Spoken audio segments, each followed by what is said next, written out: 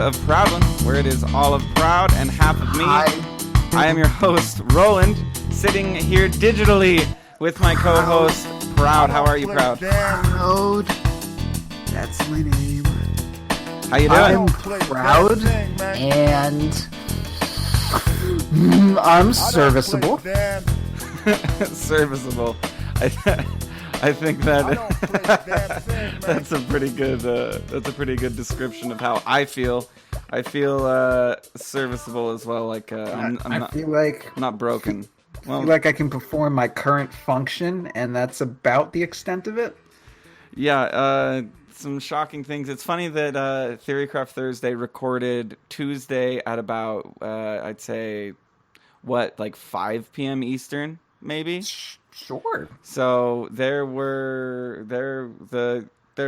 a lot left to be unsaid when Theorycraft Thursday recorded last. So yeah, there's a lot of Dota knowledge that happened within the last few days that I really wish we had been able to include on my Dota Theorycraft show. Definitely. Hold on, we've got a quick call here from Denny. Denny, you are on the line on Proudland. How are you doing? I'm doing well. Good. I just needed to let you know that we're going to be recording this show and we're going to be sending it your way here in about an hour. Okay. Okay, sounds good. You have anything to tell the listeners of Proudland? We just started. I'm at the bar, and so no, I don't. Are you drunk? I'm 3 or 4 drinks in, you know. You're not driving home? There's no drinking on my show. No. Okay. Well, we're going to let you go. So, no drinking in Dota. Goodbye, and we will have this episode to you, okay? All right, sounds good, sir. I look forward to posting it. Okay, thanks. Bye-bye. All right, sorry. Killed 2 birds with 1 stone and answer the phone on the show. Yeah, and we got some time blocked out, so now we don't have to go late. We don't have to fill in too much. Yeah, now we don't have to fill.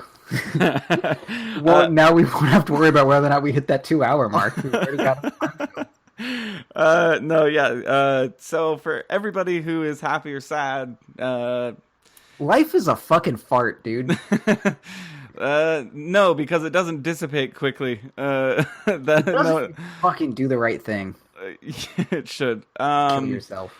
There's obviously things that I would love to talk about. But this is a video game podcast, and we got a lot of it out beforehand, which was nice. We're gonna keep it a video game podcast. So today for the most part, but fuck Cheeto Jesus. I think we can just let that be known and then move on. Yeah. Today we're going to be talking about some heroes that gravitate toward the newer player, and also some mistakes that the newer player may make when they're picking these heroes.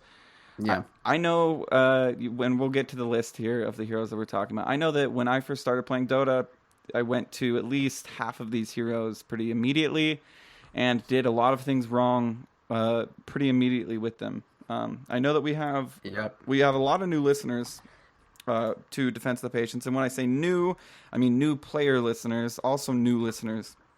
And so I think it's only fair that we do maybe some higher level analysis and some lower level analysis. Obviously, the higher level analysis coming from Proud, the lower level analysis probably going to be coming out of my mouth, but regardless, if we're not using old English. Yeah, I'm pretty sure they're the same thing. Give you shit for that word. Irregardless and regardless literally are the same thing, and I think irregardless is like a old Okay, English. If you append ear to a word, like ears hear things, right? So you can't. Okay? You can't, I know. It makes you like, I don't know. I remember using it a lot when I was younger because it made me sound like it's better than regardless. It's irregardless. You know how like everyone does have. Well, most people have 2 ears, right? Most people, yeah, I would say. So just like that's my thing about it. And so what? They cancel each other out, and so we should just do regardless. I don't know. I don't feel like you've never heard irregardless. People use it all the fucking time. No, I totally have. It's just, but my opinion is just like, okay, so you have a person, and then there's 2 ears, and it just kind of goes from there, right? Okay, I'm trying to follow your loose set of logic. My logic, even being more sound. I feel like the listeners get it, and because ear, I mean.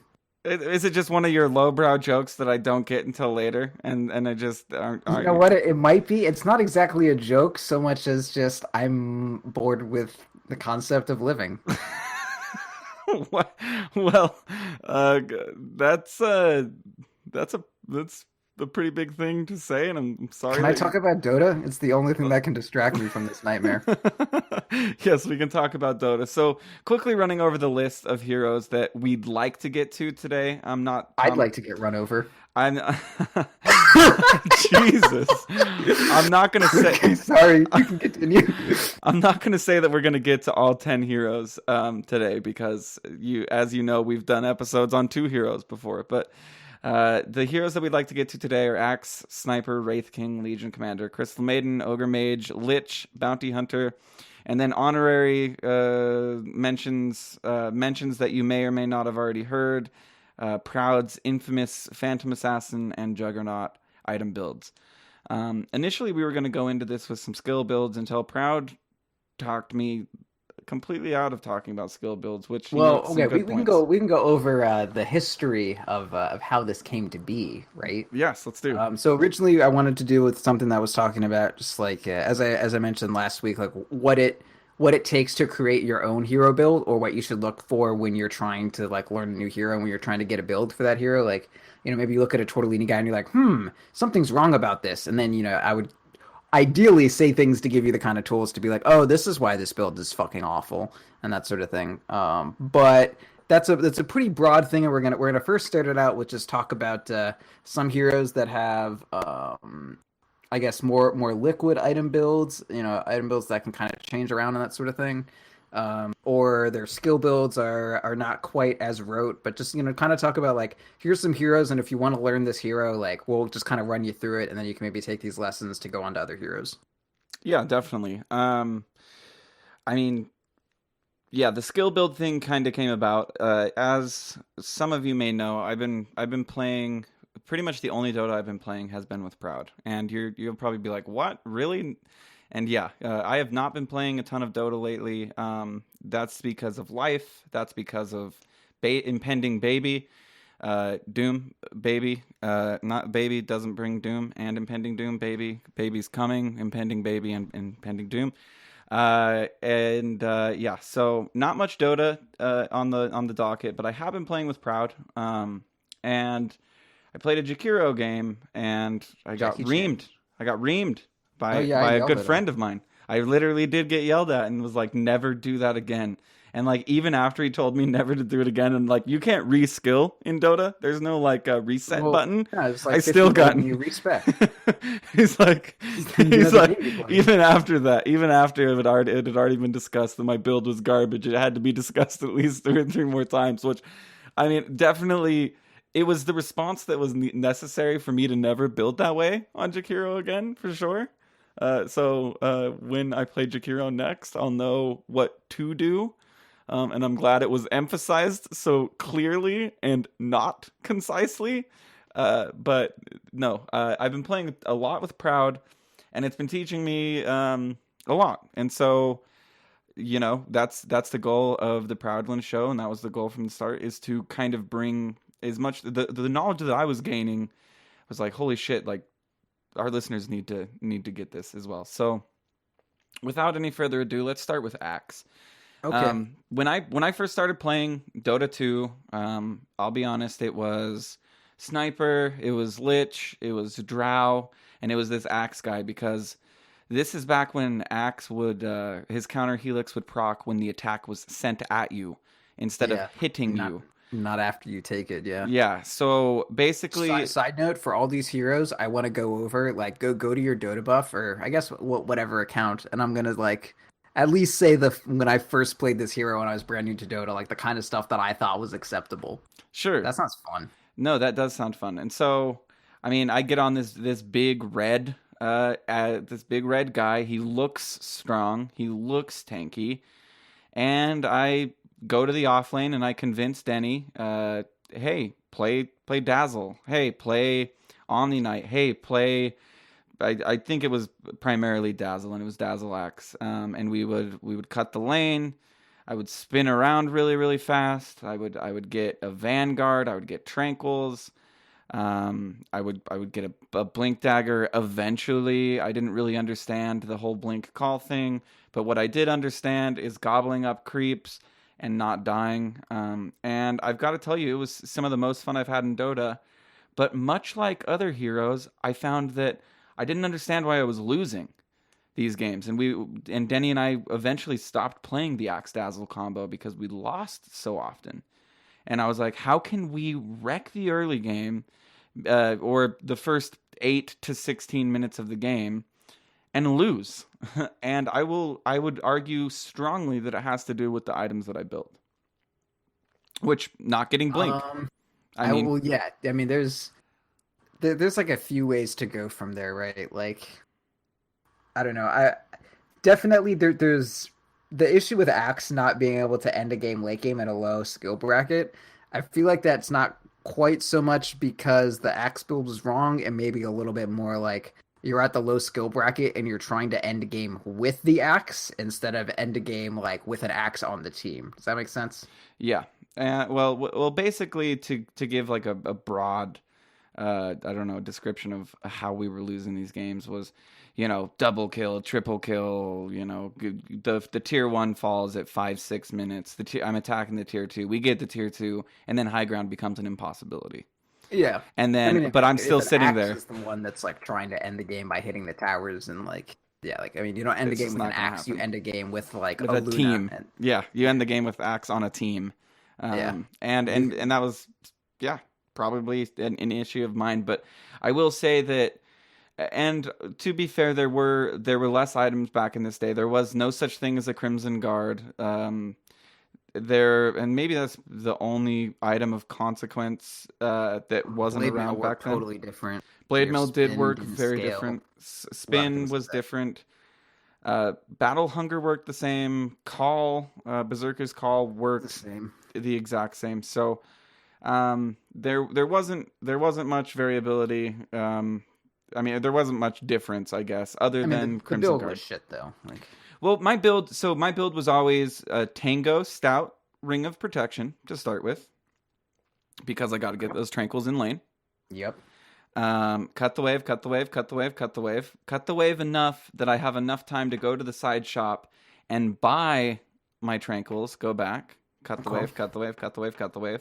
Okay, so you guys were like, you did like the lane cut strat. You guys are assholes. We were assholes, and it worked. And there was this period of like probably somewhere around 10 games where we didn't win all 10 games, but we fucking had fun all 10 games. Sure. And I mean, add a Dazzle to that. The only thing is, Dazzle doesn't pair super well when you're killing all their creeps, because that's where Dazzle's heal bomb can kind of come in. But then again, Dazzle does work really well because Dazzle is Axe counters Dazzle really well. I don't know. So having Dazzle, I don't know. And I feel like, I mean, if someone is sitting in the middle of a creep wave and you blink call them, keyword blink call, and then Dazzle can heal bomb it, because like when a creep wave is like when someone is last hitting, the creep waves are normally meeting. Like that's normally when that happens. So that's when you like can capitalize off that with the heal bomb. Like keep them in the lane and then you heal bomb it. But but when you're just sitting there, when you're creep cutting, there's not a lot to heal bomb. There's just the Axe. Just like, hello, 80 damage here. And we just thought, we were like, oh my god, and there was a lot of team blaming going around, because we're like, there's fucking 4 to 5 people down in their safe lane trying to deal with us, and you idiots can't win your own lane when there's no one up there. God damn it, this is stupid. And I'm gonna pull you out. What is the point of this? The point of this is to say that I back in the day I thought I was right, and I'm going to say now that I feel like I'm wrong. Because I stayed in the bot lane. I didn't want to work as a team. I wanted to work as an Axe. I wanted to win the game as an Axe. And so you didn't really understand like what you needed to be doing. You were just like, kills happening. Yes. Well, I was killing creeps and I was killing people, and that wins games, right? Supposedly. Yeah, and so that's kind of my bringing my noob mind to today's noob mind is, when you win a lane, just like you've said on previous episodes, maybe go to another lane. And that's I just kind of wanted to paint a little narrative of when I first started playing and when I started playing Axe, especially with Denny. So, but right item builds with Axe. I know there's this team Vanguard versus team Blade Mail. I know that there are a lot of people jungling Axe right now because he's super efficient jungler. Has something to do with taking the small camp twice, stacking a medium camp. Uh, it's it's pretty cool, honestly. I don't know if you've seen any of these like perfect Axe jungles. I haven't really, honestly. Um, so yeah, I mean, it heavily involves starting with the small camp, Do you stacking a really? medium camp. Do you really start with the small camp? I feel Yeah, like you don't. yes, you do. Absolutely, you do. So especially on Radiant. So you start with that small camp and you cut the trees on the north end of the small Hmm. camp. You head It's over to the just it's you weird for me to think that any jungler doesn't deal with doesn't like deal with like a hard camp or at least a medium yeah camp first. No, so you start with the yeah. small camp because right at this point you don't have a stout shield. Which you're saying a stout shield's best against the small camp. Like what the fuck? So you do Iron Talon Tango. You take out all the trees on the north end of the small camp. You kill the small camp. You kill it in time to go stack the medium camp. You don't take the stack. You then go to the other medium camp. You take that medium camp. You get level 2. Once you have level 2, you go over and you take the double stack that you made for yourself. At this point, you have stout shield. Um, Yeah. I'm looking at a speed axe jungle guide thing, and They're starting with the small camp. yeah. I don't know Dire so well, to be honest with you. I'm not sure if it works the same way with Dire that you take the small camp first, because obviously the relative distance from Dire's small camp to its nearest medium camp is much further than Radiant's small camp to its nearest medium camp. But Axe does benefit a ton from having more attackers.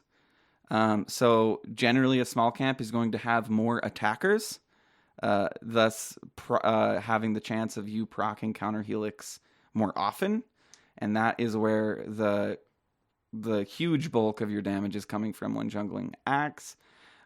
Basically, when I've of course tried to jungle Axe, I've done it for about 3 to 4 minutes before leaving and going to a lane because every skill that Axe has. Not even with the exception of counter helix, is to disrupt enemies, in my opinion, like very clearly. So it feels a little gross to just stay in the jungle. And this is coming from me that I've played heroes that have more merit to be out in the field than Yeah, even I Axe, feel like but if you're going jungle axe, definitely you don't want to just like stay there forever. yeah, just like I mean, like even the item that you're getting coming out of the jungle, like it better not be a fucking vanguard. Yeah. I think it's a blink, and I think basically what people are touting with the axe jungle is you can get something like a 4 minute 30 blink or 5 minute blink or something like Yeah, I that. see 440 blink plus tranquil boots plus 500 gold is the video I'm watching now, and it's pretty legit. I Yeah, mean you that's actually can start insane. with the safe camp. I mean it sucks to start with the safe camp. A lot of the times that completely fucks over your support, but with the ability to pull the hard camp into into your safe lane, it's like not that big a deal as it used to be. And Okay. it's I not. don't really like this topic though, honestly. I feel Yeah, like we're not no, really covering we anything. we really aren't. I mean, this was me, and I won't do this on the next here, but this is just a hero that I was very near and dear to my noob heart. Okay, And I that's still fair. play him, and I wanted to paint the narrative of how I played him and what I Do did you with have him. like do you have like your first axe game pulled up? I just want to know what you bought. No, because I'm on a different Okay. computer, and I never logged into Steam Okay. on this All right, here's computer. what I got. This is my first axe game, at least recorded on Dota Buff. I got Tranquils and Soul Ring, because that used to be the thing. Tranquil Soul Ring, just have a bunch of mana, and then I got a pipe. Just was like, fuck it, get a pipe. And then I was trying to build, I think, Halberd afterwards.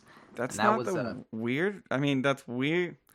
That's weird, but I mean, Pipe of Insight is something you see on Axe. I mean, Axe is this one of was those like situationals. I've never played Axe, and this dude who's like way better than me at Dota at the time was like, "Oh man, you have Dota now? Here, pick this. Go play Axe. Oh, you can jungle. It's fine. It's easy. Get Tranquil Boots and then get Soul Ring." And I was like, okay.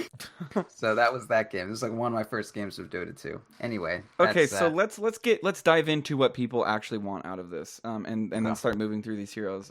Please do. I'm brand new, and you've said that you've stood over a lot of people's shoulders watching them play Dota, trying to get them into Dota. You've mentioned We this in even past stood on their episodes. shoulders while they played Dota. You've even yeah. So okay, I'm loading up Dota. I have an understanding of it. I've played the guided bot matches. I've even played a couple solo matches, and now I want to play Axe. What are you telling me to do? What am I buying? Where am I going? How am I dealing with a solo offlane v dual lane, for instance? Okay, all right. So if you're gonna go offlane Axe, okay, all right. Well, you're gonna start Stout Shield. There's no situation on Axe, I guess, anymore. We don't. Well, that's not expressly true.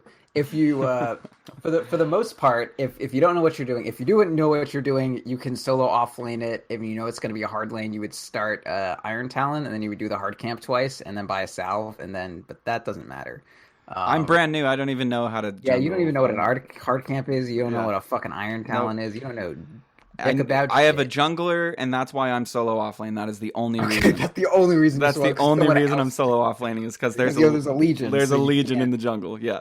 Okay, all right. So you're gonna start a stout shield. You're gonna buy a Tango and a Tango and a salve, and you're gonna want a ring of protection as soon as you can. But it really won't matter too much. Like you need that. You need the Tango salve to be successfully be offlane. The 2 armor is nice, but it's not like absolutely necessary. But the regen totally is. And if you are solo offlane, you do have the flexibility, I guess. You're contributing enough to the game that if you don't have an immediate blink, you still at least done something to make some amount of space on the map for your team.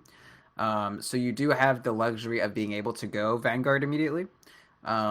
There is a thought that if you are going Vanguard, you don't necessarily need Tranquil Boots, and I don't think that's really wrong. So just kind of play the lane as you will. Like you need the Stout, you need the salve, you need the Tango, and then from there, just kind of play the field a little bit. The first, if you're doing okay, try to get the ring of health when you can.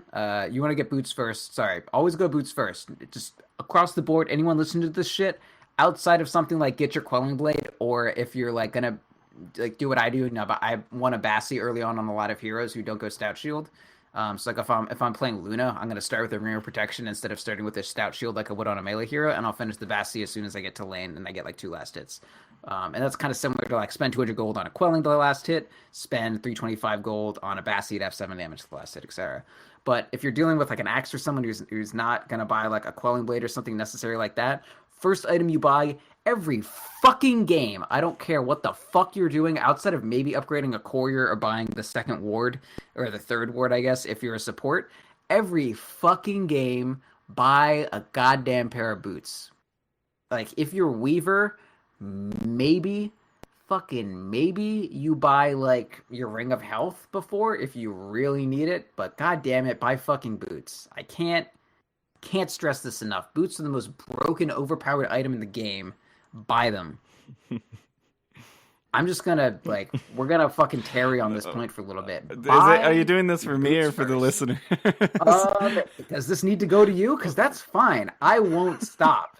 Buy boots first. First item you buy. I have wildly undervalued boots the entire time I've played Dota 2. Boots are insane. Boots are fucking incredible. Yeah. And for all of you, don't struggle like I've struggled. Buy boots. They used to be 450 gold. You're getting them for 50 gold cheaper than I was not getting them for way back when. Yeah, both ways get them. Okay, so I want to talk a little bit about minutia and lane as well. So I start out, I have the Stout, I have the Tango, I have the Salve. Sure. I'm dealing with, let's say, a typical Juggernaut Crystal Maiden. Okay. Skill spin. Skill counter Always helix. Skill counter helix first. Skill my E. I skill my counter helix. How am I approaching them? Am I sitting next to the creeps the entire time?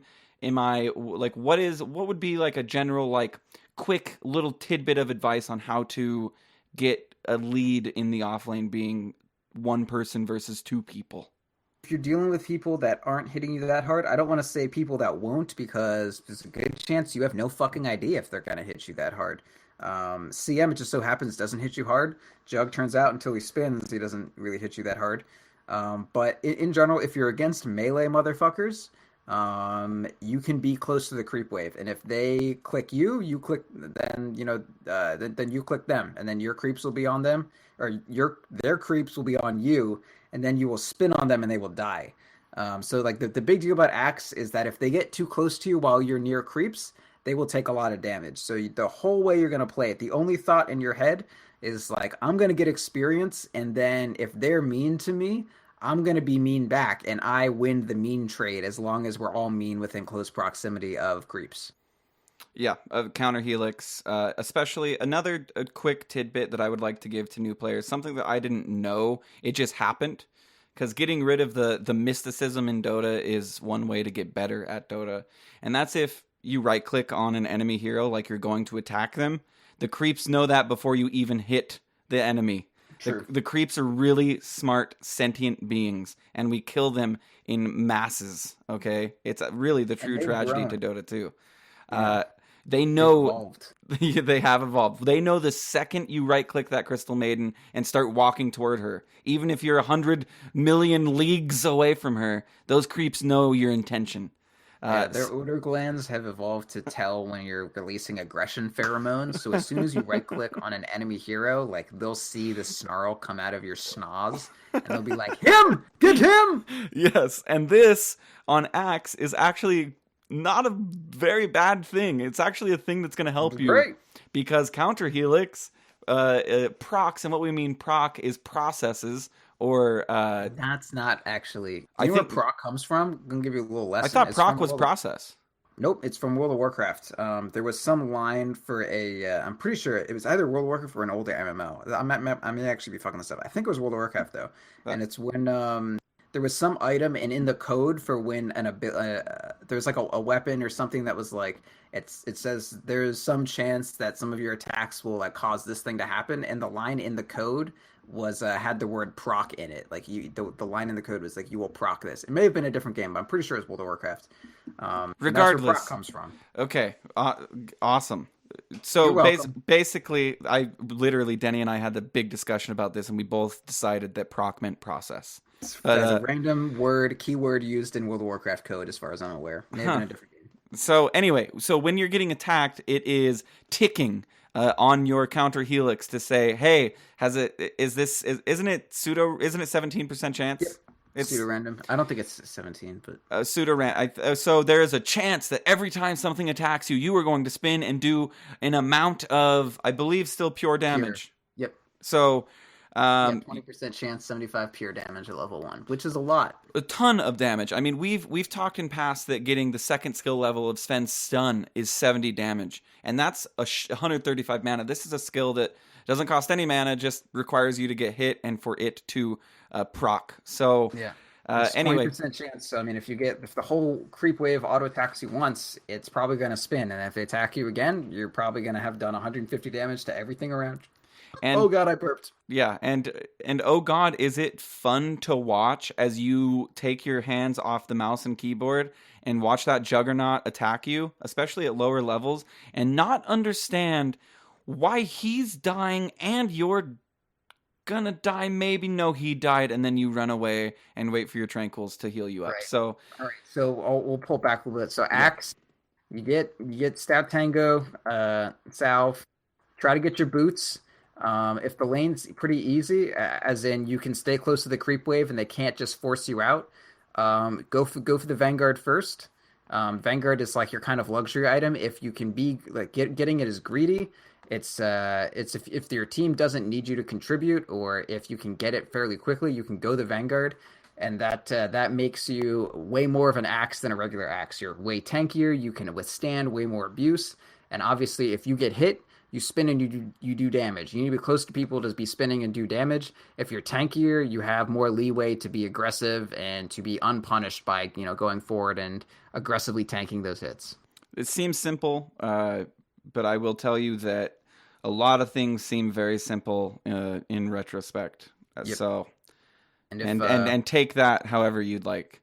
I think by at a higher level Axe, you'd always want Tranquils and Vanguard, even if you go in for that. But just kind of at a baseline, if you feel like you need the regen, go for the Tranquils too. Although pubs or low level people always kind of feel like they need more regen when often they don't. But I'm not here to tell you don't use a crutch if you feel like you need a crutch, unless it's just wrong. But there are plenty of times to go Tranquil Boots and Vanguard if you have plenty of space. But then after that, you're always going to want to Blink Dagger after your Vanguard. If you're not comfortable with Blink Dagger, play a different hero, get used to it. It's one of the most core items in Dota 2, and I guarantee you will feel so fucking pro every time you do a good blink, especially if you're not used to it. The person that I started playing this game with, she fucking hated blink dagger. She was just like, can I just go 4-staff?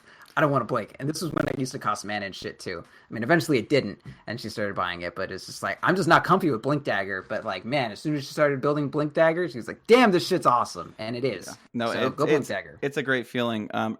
Just a quick, another narrative about blink dagger, and then we'll move on to the next hero. Joy Thief, an awesome guy. I've known him for a couple of years now. He was our resident Blink hero player for our early on 82L games. He was the guy that we put him on Centaurs, we put him on Axes, we put him on Tidehunters, we put him on Blink heroes because he got it. He was good at blinking in and doing something.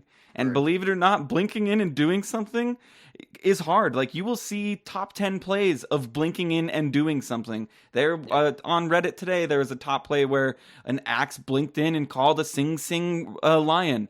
And yes, they did it on a pro level where the Axe knew where the lion was going to be, and it was really crazy and cool. But just know that it's not something that once you do it, like, you've got it. You need to continue practicing your blink do something. And that is, yes, a very important thing to Dota 2. All right, so I mean, the core thing about Axe is blade mail. There's no situation where you're playing Axe and you do not end up at blade mail. Like, here's the Axe build: you get Tranquil Boots, or Brown Boots, whatever. Decide whether or not you need Vanguard. If you do go Vanguard, you go Vanguard. Afterwards, you get a blink. So it's like definitely Tranquils for the most part. Optional Vanguard, definitely blink. Definitely blade mail. That's the build on Axe. By the end of the game, max counter helix, and then you can decide between maxing call and battle hunger. And then of course there are a bunch of items on Axe, like your Pipe of Insight, like Crimson Guard, like Shiva's Guard.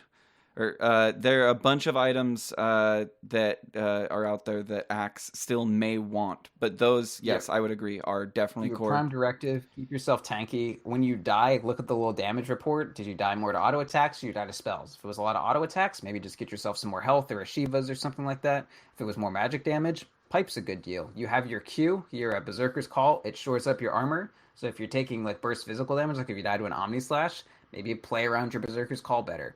But you don't really have any defensive ability to deal with magic damage. So look what damage you're taking. Try to see how it's happening. If it was just a lot of magic damage, get a Pipe. If it was just burst physical damage, maybe you're okay anyways, and you just need to play better.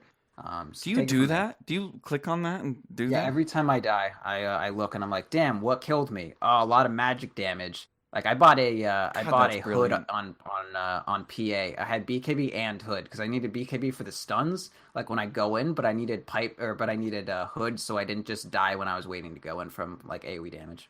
That's smart. It's always been like a feel thing for me. Sorry to break the motif of the show. It's it's usually like, oh, there's a bunch of magic, but I've never clicked and been like, wow, yeah, no, I died basically all to magic. Yeah, I mean, there's like when I'm fighting an Invoker and I just get like shit on, I'll look like, was that his right click? Or was that just like all the spells adding up while he was right clicking? And it's like, it's fascinating shit. Wow. I'm going to do that from here on. I would suggest other people doing that. That's a great way to lead you down your item path decision making. Because sometimes you need, when you're in the heat of battle, you need something to tell you what to do. And usually it is your bad judgment that is what my bad judgment. I'll take blame for that. Anyway, Sniper. Another hero that I started playing right off the bat was one of my first heroes that I started playing. Cyphus, one of his first heroes that he started playing. 6.83, he was the great ruiner of the pub. This hero is deceptively hard, but seems so easy. At least when I first saw it, I was like, a sniper. Like, I'll pick that hero. He's a sniper. Like, that's easy. I play sniper in every other game. Snipper? I don't know. I think his name Snipper. is coming back. I think we need to refer to him as Snipper for the rest of this episode. So what do I do on Sniper? I mean, I know Excuse me? So okay, I'm gonna go ahead and say what? Please, Snipper. I'm not gonna call him Snipper. Oh my god, you break my heart every day. I'm not gonna call him Snipper. Okay. Could you? Okay, Snipper. Thank When you. I Oh my play God. when I played Snipper back in 6.8 Thripper, I would always go Wraith Band Tango. Okay. That's what Um, I do now. Good job. You're very good. You should lead this show.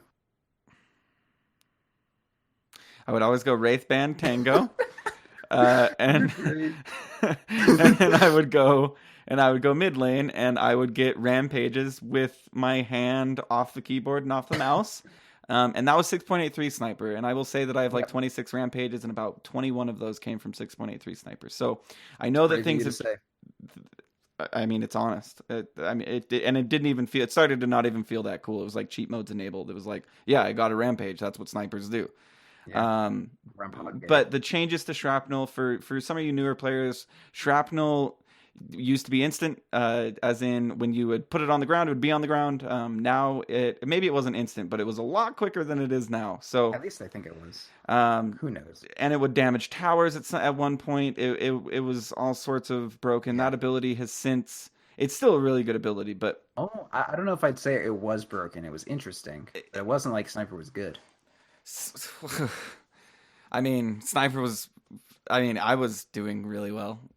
I'll say that, and that was a hero I was abusing. But But no, but like before they changed Oh, it, yeah. because like 6.83 was when it went to charge base, and that was when it was absurd. it was, But, and like, and Helm of that was when Mask of Madness was reaching its peak too. Of like, wow, this item. thing, it was. That was. Yeah, it that peaked was all its over pick. Sniper's face. Yeah, it was peak, and on Troll. I think Troll even built No, Mask. not Troll, because he had so much attack. Oh speed yeah, he built already in. had the attack speed. So He was just broken by default. It was like Juggernaut, and then literally every carry in the game. yeah, this is a patch that is definitely going to be written in the Dota history books. I think it already is. But so Sniper has definitely seen some fundamental changes. Post 6.83, 6.84 was your Glimmer Cape patch. That was I was still playing a little bit of Sniper, but it was obvious that he fell off. His time had passed. His time had passed. Rest in peace, Sniper. Um, Nerfs. and now we're starting to see him again. Yeah. And I'd kind of like to know why, and then I'd kind of like to know what to do. Okay. All right. So we'll start it off on like what about Sniper is making him look better.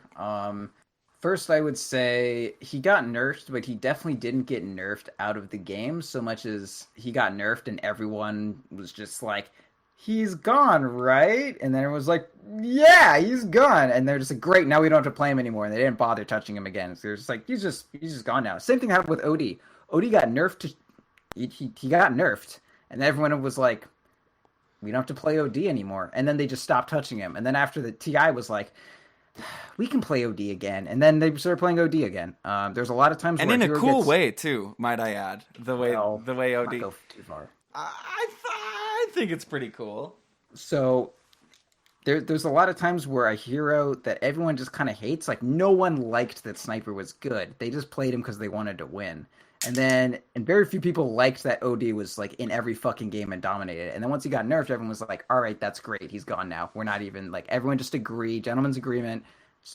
Snipers are gone. OD is gone. Sniper, for the most part, was pretty gone. The main way he's finding his way back is one, Dragonlance is obviously great. He's a hero that's very positioning dependent. And not only did he get Dragonlance to help him position even safer, but then Hurricane Pike is on it. So not only can he position safely, but in his carry item, he has a built-in repositioning tool to get him away. So there's like a built-in defensive item for Sniper now, which definitely is a big part in helping him out. Can we talk about Dragonlance a little bit? No?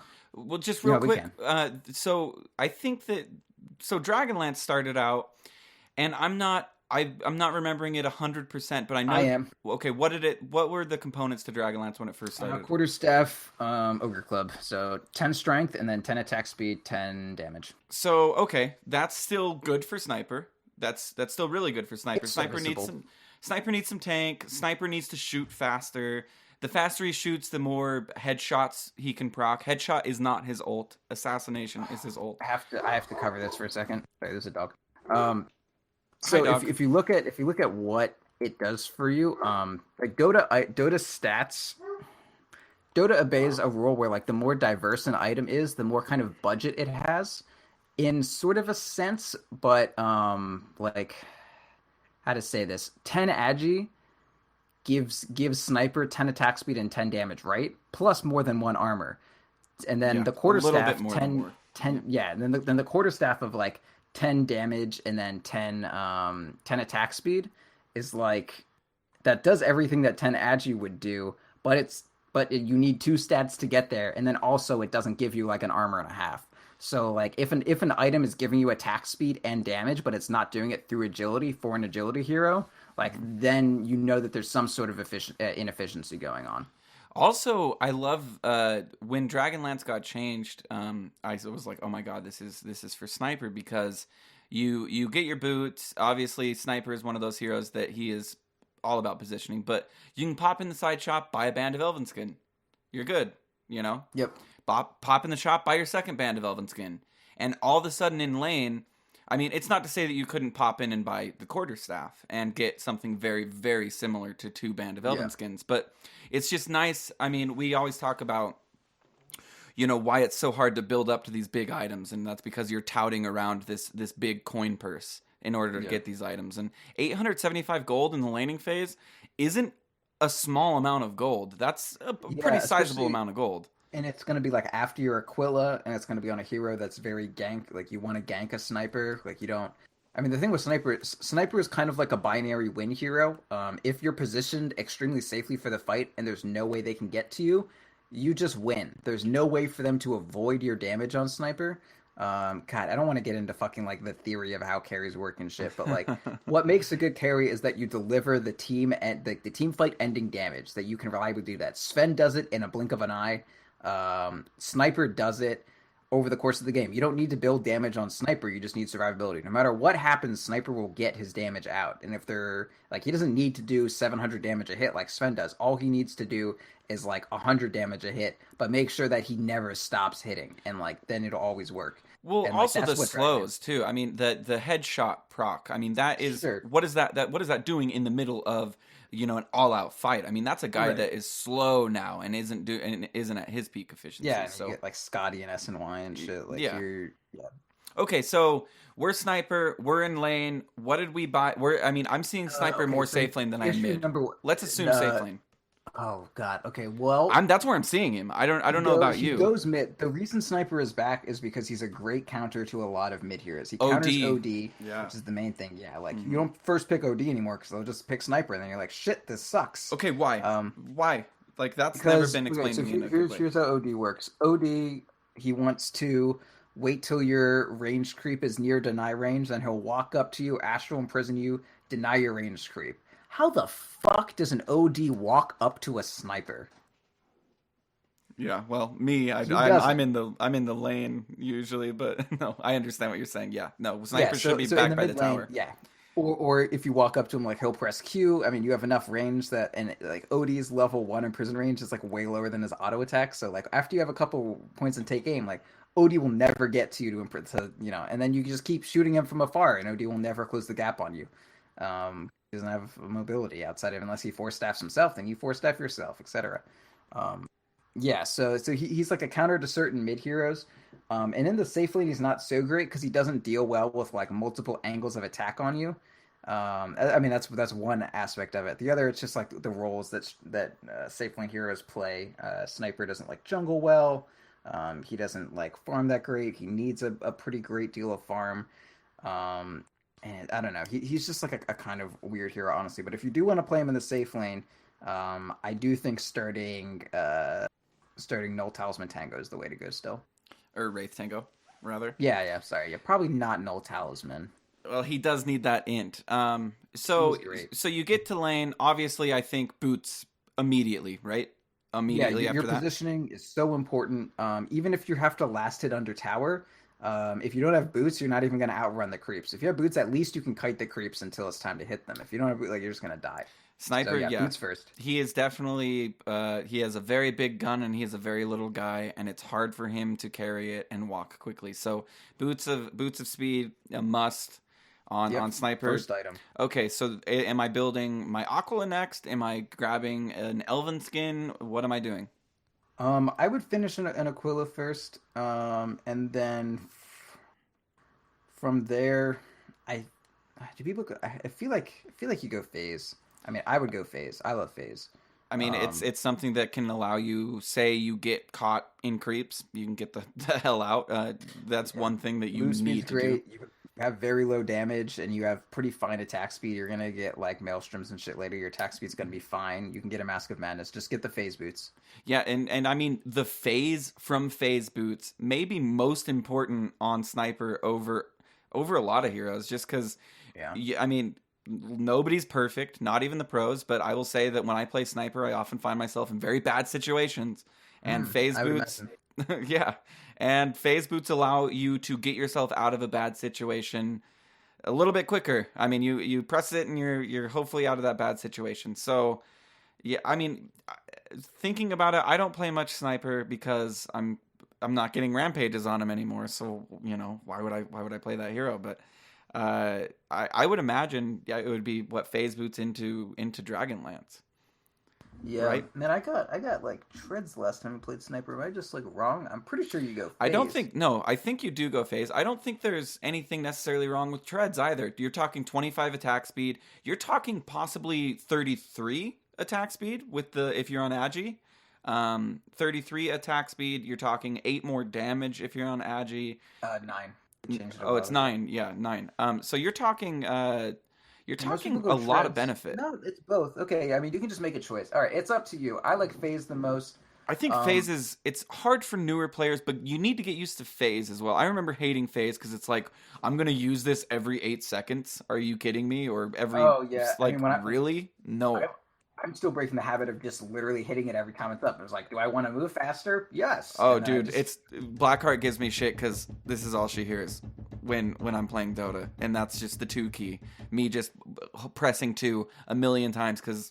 Yeah, that's awful. Yeah, and phase. There's an active. It's activatable for a reason. Like, there are times where you shouldn't use it, and there are times where you need to have it. I just watched like this Dota D Bowie video where he was just like dissecting, I think it was like Miracle's jug play, and like the way that he held his phase boots for like every time he actually needed it. I was like, I just press this shit when I'm killing someone and don't think about it. I know.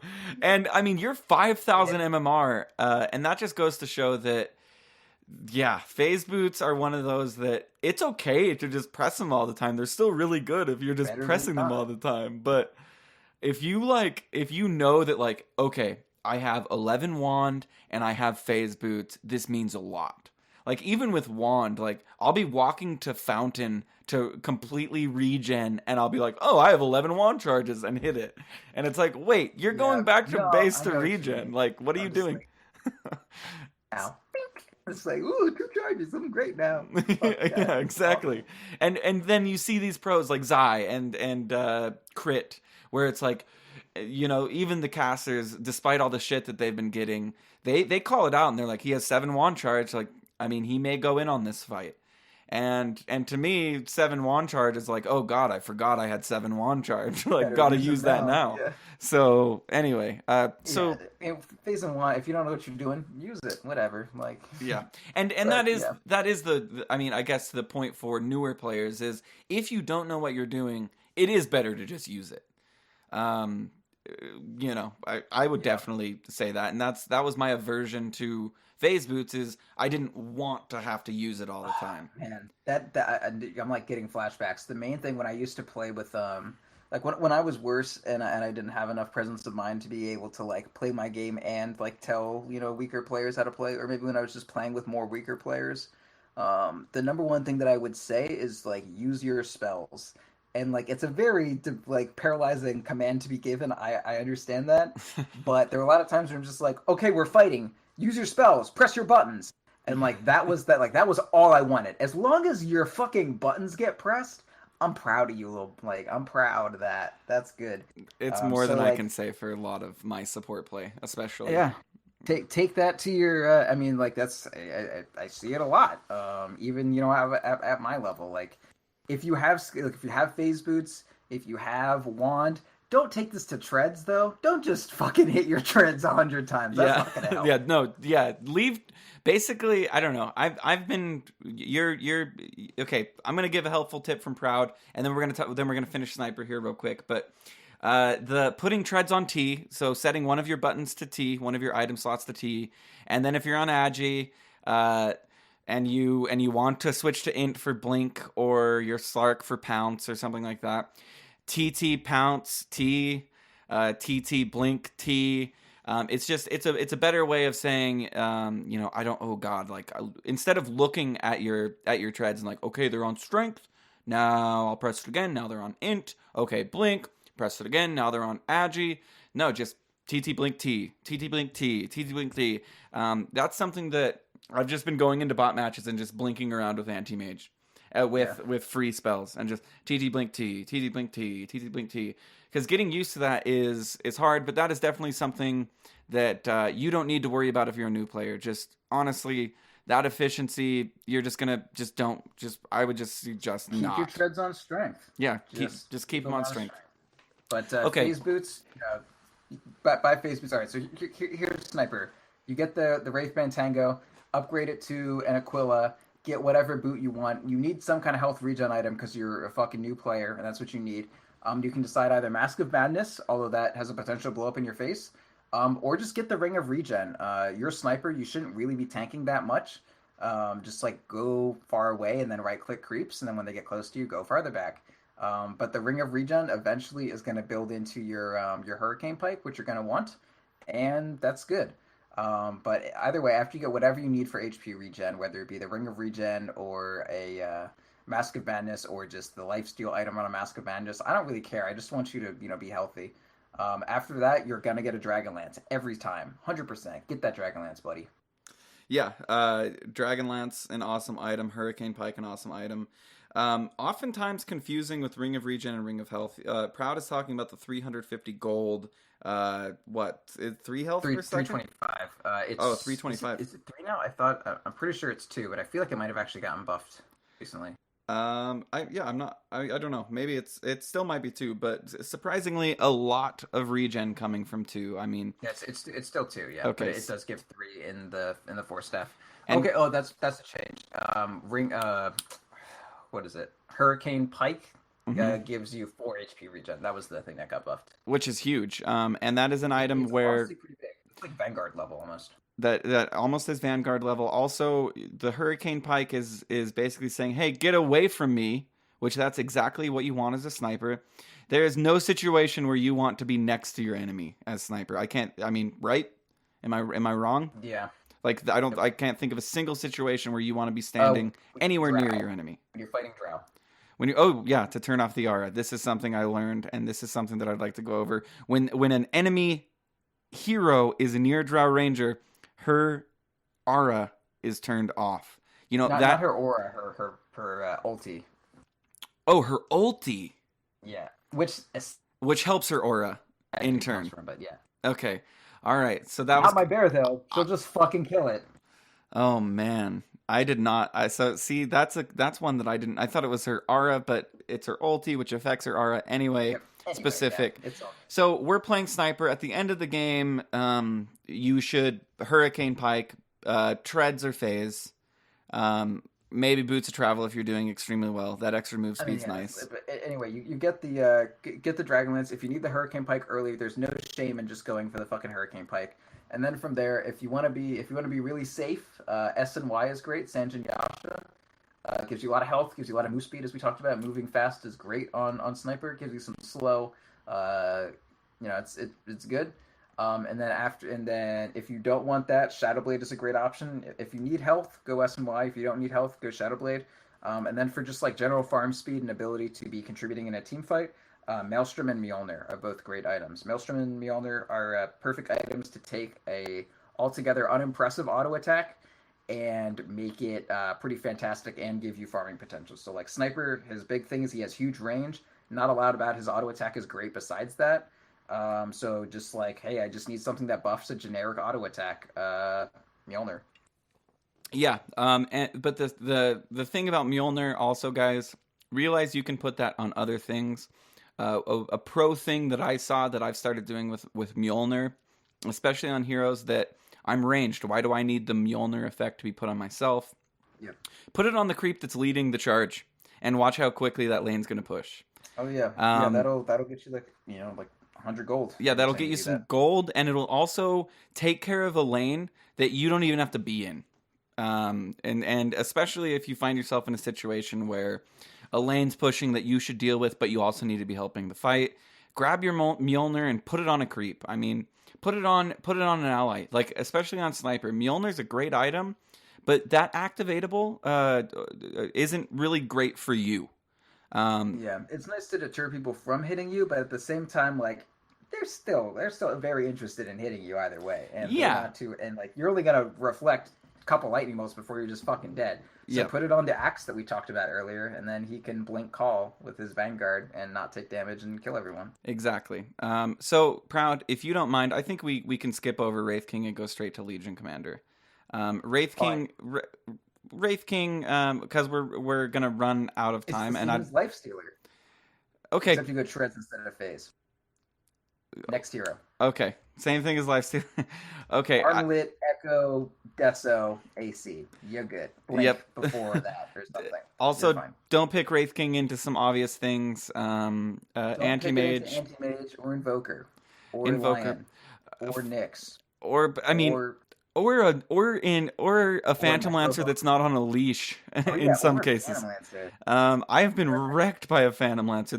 I built Yeah, double that's Mjolnir on Wraith King once against a Phantom Lancer because I was like, I just need to kill him, and I don't know how. yeah. And it was totally overkill. And we won that game sadly, like because people were like, "Why'd you build two Mjolnirs?" And I was like, I'm You gotta Tesla know. King. I'm Tesla King. Okay. Anyway, moving on to Legion Commander. So, this is a jungle hero for the most part. If you're reading this, it's already too late. What?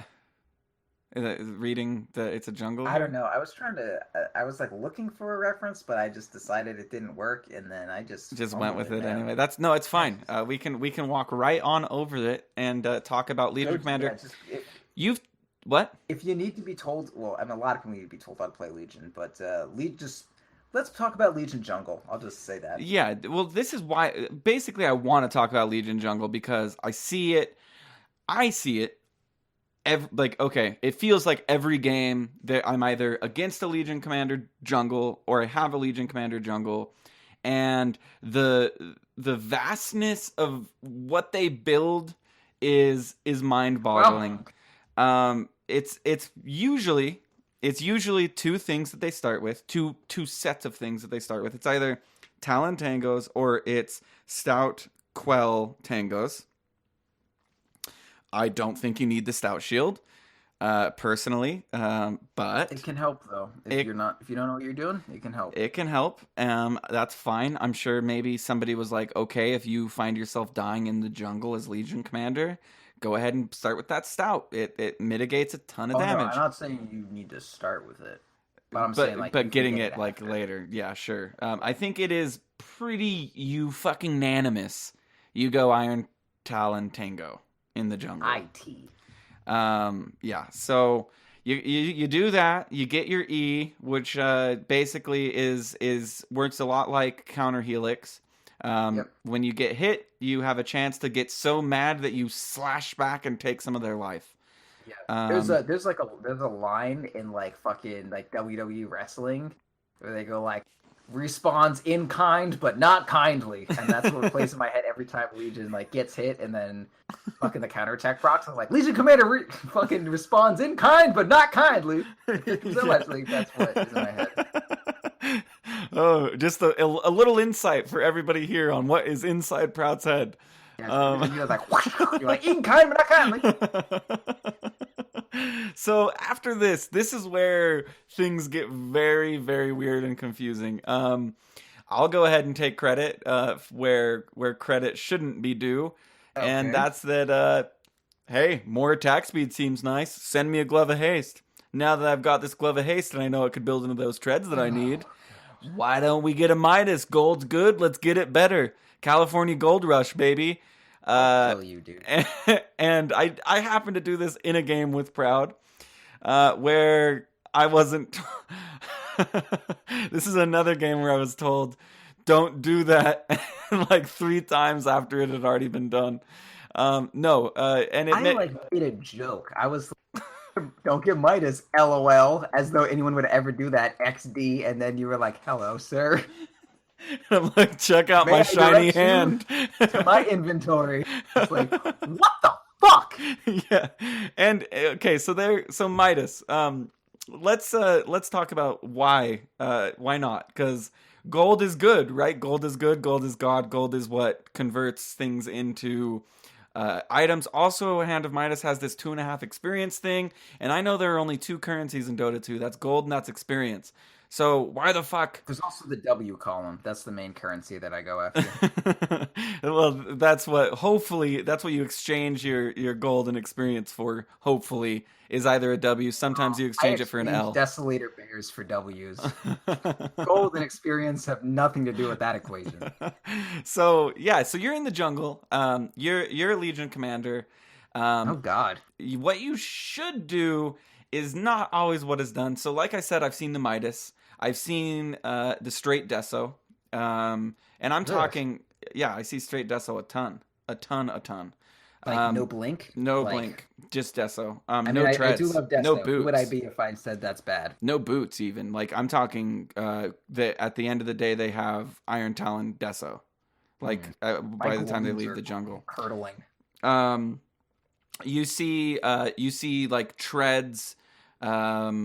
You see treads in like poor man's shield sometimes was what I see them come out, and it takes way too long seemingly for them to get that. I wish I could like express my facial expressions in audio form. I know you just have to blah. You see you see blink, straight up blink. I have seen Legion commanders that will go back to base when they're sitting somewhere around like 1950 gold. We've all seen horrible things in our days. No, I'm saying this is like common. This is like common what I see. So that's acceptable. I wanna move past that. Okay, all right. So I have my Iron Talon. I have my Tangos. It's 30 seconds into the game. I'm going for a hard camp. God bless you, son. You will go for a hard camp. Okay. Regardless the camp, I'm going to kill a hard camp first. You're gonna fucking find the hard camp. You're gonna Iron Talon the big creep, and you're gonna fucking kill it. Okay. All right. I'm gonna get level 2. Then you're 2. I'm gonna get my W. Get the W. Okay. Get that W. Okay. Fast forward. What items do I have when I leave jungle? And I'm not talking leave to like go kill a guy mid because he's 1% health. I mean like totally I'm out of the jungle. What items do I have? Oh wait, like you're out and like you're like I'm on the hunt. Are you ready to rotate? Okay, yeah, like, I'm on the hunt. Okay, all right. So when you're ready to fucking go, with fucking go time, you have level 6, brown boots, Iron Talon, maybe a stout shield. And that's when you're gonna fucking get it. As soon as you are 6. Blink dagger? Just 6, not even blink dagger. As soon as you are 6, you're gonna have boots. You're gonna have an Iron Talon, maybe a stout shield, and you're gonna have like a clarity or like a salve delivered to you. If you know what the fuck you're doing, this is what you're gonna do, and then you're gonna look for a kill with duel, and that'll put you close to your blink. How much gold would you say you have at this point at about level 6? I don't know. Like close to 1,000. Like enough. Yeah, probably around 1,000. So you're touting it's irrelevant, I would say. Yeah, yeah, for sure. I mean, it's seemingly Legion jungles to blink is what is basically the point I'm getting at. Yeah, that's some people. Well, yes, some people say that. I mean, even when I jungle on Druid, I basically jungle to Midas and then I jungle some more. But that's just because I'm a piece of shit. And when I jungle on lone Druid, like when I'm playing well. I jungle to 5 and then I kill mid and then I jungle to like 7 and then I take safe lane tower. Is that level 3 bear when you can ensnare? Is that why you go mid? Yeah, well, level 5 gets my third point in bear. Then I get ensnare and then I rush out like brown boots, orb of venom, and then I have like level 2 rabid because I max rabid when I jungle. I don't max it. I get it before my first point in E. And then I just like run behind with like a smoke and then I just entangle and then we're good. So we're talking about right things to do on this episode, though, and so yes. All right. So if you want to do the right thing on Legion commanders, okay, there's the right thing, and then there's an acceptable at a certain skill level. The correct thing, if you want to be like, if you've played a lot of Legion and you want to go above and beyond the Call of Duty, you're gonna fucking get duel and you're gonna make shit happen. If you don't feel comfy, if you want to hide in your fucking plate of armor and make Dresden fucking like disappointed in you, you are going to get boots, and then you're gonna get Iron Talon Tango, and then like a stout shield, and then you're gonna wait till you have boots, and then you're gonna get Blink Dagger, and then you're gonna get the fucking easy duel because you're just gonna like blink and get it. Oh no, but if I have Blink Dagger and Desolator, I'm definitely going to get way more duels. So why wouldn't I stay in the jungle until I have both of those? Well, because you already lost at that point if you waited that long to accomplish I'm anything. serious, dude. I just No, I just know. need somebody that is sane out there to like. I'm gonna start directing a lot of people to you. I hope that we can just fill up your Twitter feed with people that are like, yeah, some guy in a pub told me to talk to you about my Legion build. I win like 80% on Legion. So what is he talking about? It's like, if you win 80%, you wouldn't be 2K still, bud. Okay, you know what I mean? I love that. No play. I play. I just play for shits and giggles. I don't even play heroes that I like on ranked. I just lose on purpose, and I play Legion and I win.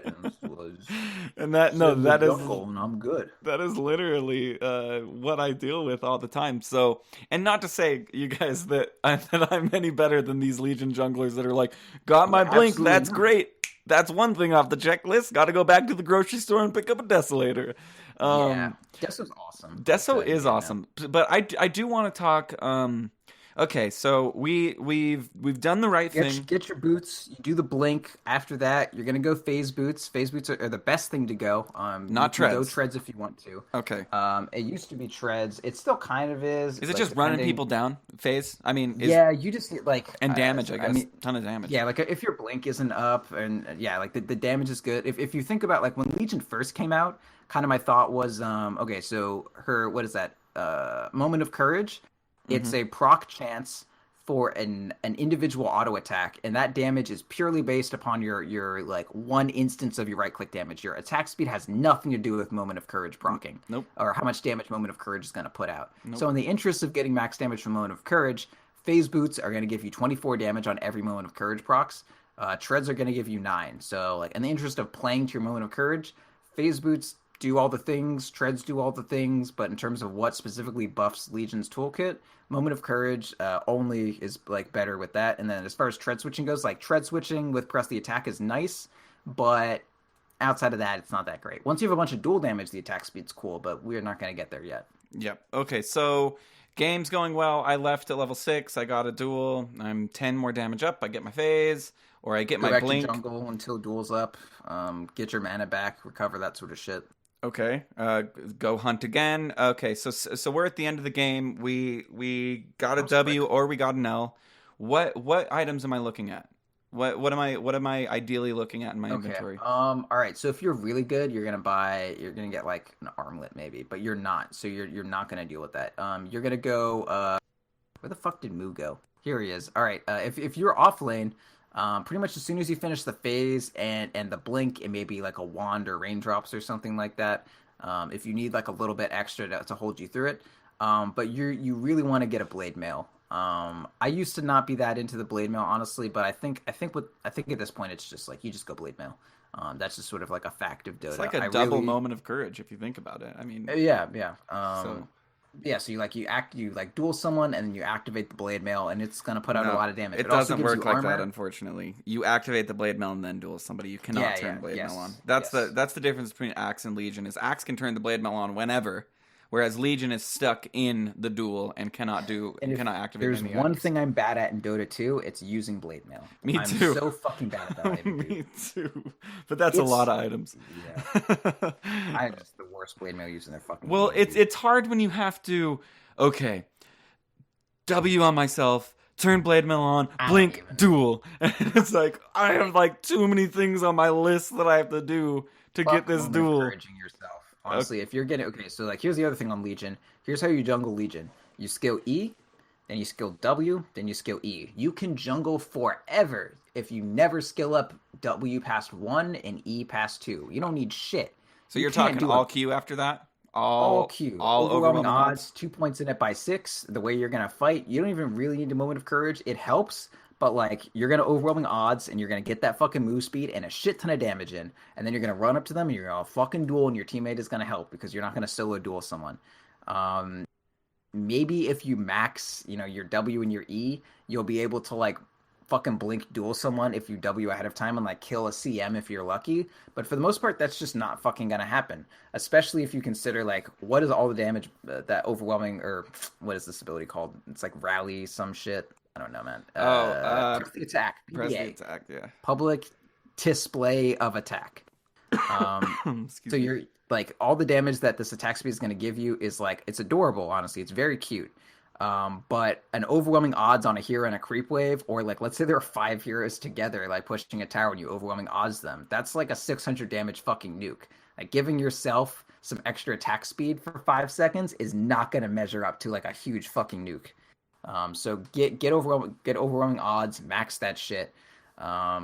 Yeah, it should be maxed by 8. If you're doing something different than that, like you are not a fucking correct Legion Commander player, unless you have like a Wisp with you, but we won't touch on that. Yeah. Okay. So end of game. Let's move on because I want to hit some supports. Okay. Yeah, we're probably already at like 2 hours now, right? We're an hour and 10, but I'm surprised. I really want to hit a few heroes before we have Okay. to close the show. So All right. we at the end of the game, what Blade Mail Blink, Treads or Phase, basically bread and butter right there. Yeah, that's kind of like where Everything you else would be wanna situational at that Afterwards, after that, you either need to decide whether or not you need to be tanky or you need to be doing more damage. And if you can't really decide, BKB is always a good place to go. And then AC after that is great, or AC and then BKB. If you're not comfortable with BKB, and you're taking a lot of magic damage, you can just get a hood or a pipe. Legion Commander, you don't need to be that hardcore like carry right clicker. But if you do want to be after Blade Mail, you can go Deso and then AC and then BKB. But you should be getting some combination of AC, Assault Cuirass when you need the tank. If there's a lot of magic damage involved, stuns, that sort of shit. Every time you blink into duel someone, a lion just stuns you, or an Earthshaker, stuns you, or anything happens relating to a stun. Get a BKB. It'll make your life a lot easier. If you can BKB duel someone, nothing's gonna happen to you. You're gonna get that shit accomplished, except for like a black hole. And But, I will yeah. I will appeal with everybody listening that is a newer player. Start practicing BKB now, or else you'll turn out to be the old curmudgeon that I am, that doesn't know how to use a BKB and is like, what is this game? Back in my days, snipers got rampages. I still never build BKB, not because I don't know it's good, because I know I'm not good with it. And that's because I forget about it and I don't press it, or I press it halfway through an attack, or I press it when I'm at 5% health and I should have saved it. Just start your practice early. All right, let's move on to a couple supports here. I would like to talk about Crystal Maiden and some build orders there. There was some early on in Defense of the Patience. There was a lot of discussion surrounding Crystal Maiden because Denny was button issue. Yeah, Denny was the Crystal Maiden player. The big discussion was Force Staff over Blink. The skill build obviously being you should max mana. Her E. So there's a lot of kill a motherfucker. I'll fucking kill a motherfucker. I swear to God. I know you will. I'm just saying this is stuff that I said on this show that I think CM should just stay in Fountain, do a 0-0-4-0. No one needs anything else that she has. She has nothing to offer. This is stuff that has come out of my mouth. I've obviously since changed my opinion since playing Crystal Maiden and her being one of my favorite supports. But I will say that I far too often level up mana way too much, and as you know, because I've been playing Crystal Maiden with you a lot, I don't get Q until playing with you. So can we talk about the skill build with Crystal Maiden, your take on the skill build, and then go into item builds? Okay, all right. So here's the thing with CM. One, Frostbite is what's going to get you your farm and experience outside of getting kills. Crystal Nova is what is going to get you kills at low level and what is going to help you contribute in team fights. Arcane Aura is only remotely viable if it's actively helping your team cast spells that are creating impact in the game. So with that, you want to say, okay, so how is Frostbite helping me get farm? Well, I press it and I use it on a creep, and then it does damage. All right, what happens if I level it up? It costs more mana, its creep damage does not change, and its duration goes up by 0.5 seconds. How does Crystal Nova change? Well, it gains like 50 damage every time I level it up. The slow gets better, and but the duration stays the same. So if you go early game, slows are in general. I could explain this, but it would take time. But slows in general, the way they're budgeted are better early game, and stuns are better late game. There's less things that someone can do about a slow in the early game. There's more things that people can do about a slow in the late game. But like a long duration slow is going to result in a lot of auto attacks in early game. Even a CM auto attack will matter. Late game, not so much. So Crystal Nova is like how you're going to get kills early game. It's going to be a slow for 4.5 seconds. You're going to be able to get auto attacks off. Frostbite, 1.5 seconds. It's not even half the duration. So get it, and Crystal Nova is also AoE, so like if you're fighting Tri-v-Tri or dual lane against dual lane, Crystal Nova will do 200 damage if you hit 2 people, slow 2 people for 4.5 seconds, total of 9 seconds of slow going on, and attack speed slow. Great. Frostbite, 1 target, 1.5. And then if you look at Arcane Aura, it'll have nothing to do with anything. So like CM has 2 strong nukes, and as you level Frostbite up, the big thing is that like once it's maxed, it's a 3-second duration and a 6-second cooldown. And what that equates to is 50% of the time, someone will be just fucking frozen if you're playing CM right. Yeah. So, okay, let's, to just put the item, or the skill build to rest. Level 11 in a normal world, whatever world we can call normal, what should the skill build look like? 2 points in ulti, I think, 3 points in Arcane Aura, and then I feel like maybe Frostbite to 2, and then having Crystal Nova being to 2 and having Frostbite maxed. Okay. In general, like I think the most important thing with CM is what you do for your first 5 levels. I think 2 points in Arcane Aura is okay. But if you look at the way your skills or like what's impactful about a CM, if a support has 2 nukes at level 3, that's an insanely good support. Like CM has 2 strong nukes that do good things. They do good damage and they produce pretty decent control. If you sacrifice your ability to be effective early game, which it's what CM is, she's not a great like late game support outside of her ulti. You know, someone can just Manta style out of Frostbite, Juggernaut can spin, you can BKB out of it. It's shit. So unless you're getting leverage out of your nukes early, you should not be playing CM. Putting additional points in Arcane Aura, most heroes can deal with their own mana regen. Like, no hero is based around having CM's mana regen to help. Except for, like, maybe Storm Spirit. But even then, giving him, like, another 0.5 mana regen isn't worth you not having remotely useful spells. You're not going to level up that quickly. So, like, you just start getting points in your nuke. If you can survive with 2 points in Arcane Aura for yourself, you know for a fucking fact your team can, too. So, like, don't go 3 points into Arcane Aura unless you actually think it's in your team's best interest to have it be a 4v5 game. Okay. Now let's move on to item build. Crystal Maiden. Tranquils every game. Tranquils every game. I'm gonna go ahead. I want to start even sooner than that. If I'm picking Crystal Maiden in a pub, I am the only support for sure. So I am spending 2 times 65. So I'm spending 130 gold on wards. So I'm spending 230 of my 625 right off the bat on courier and wards. What do I buy next? I mean, on this hero, you're just going to buy 1 set of tangos. If you have to give tangos to your mid, maybe bring it up to 2. I mean, you're kind of squishy, but a couple sets of tangos, maybe at most. And then you're just going to buy clarities. And what you're going to do is you're going to level up W, and you're going to try to help your safe lane as best you can. And whenever there's downtime, you're going to kill a hard creep with your W. You're going to pull it away from the lane and then like W it, or pull it away from the camp. And then when it's about like the end of its leash, W it, keep auto attacking it, wait for it to walk back, and then just kill it. And that's how you're going to get your golden experience and shit. Okay. For newer players, real quick, I want to, this is something that I didn't learn for a long time. Your W on Crystal Maiden Frostbite does 1,000 damage to neutral creeps, any creep, with the exception of Roshan. So, and you can't use it on Ancients, obviously. So yes, Crystal Maiden can go into the jungle and can kill hard camps with her W, and you need to do it. Special mechanic is Frostbite has a 10-second duration on creeps, on non-hero units that you can use it on that aren't Roshan. Yeah. So you can go to a hard camp and you kill a big hard creep with just your Frostbite.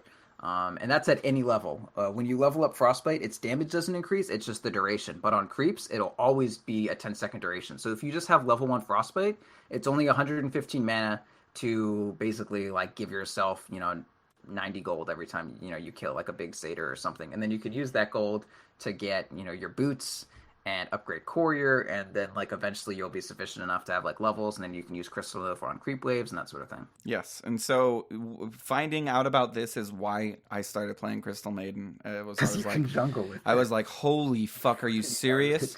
Are you fucking serious? This does jungle on a support, time to play it. Yeah, I was like, I can both be a support and a jungler? Like, what? So yeah, keep that in mind, that if the safe lane just looks pretty normal and they're just kind of do-si-doing back and forth, and your safe laner would rather your safe laner's a Slark and it's like, hey, get the fuck out of here, I got this, I need level 6. Go into the jungle.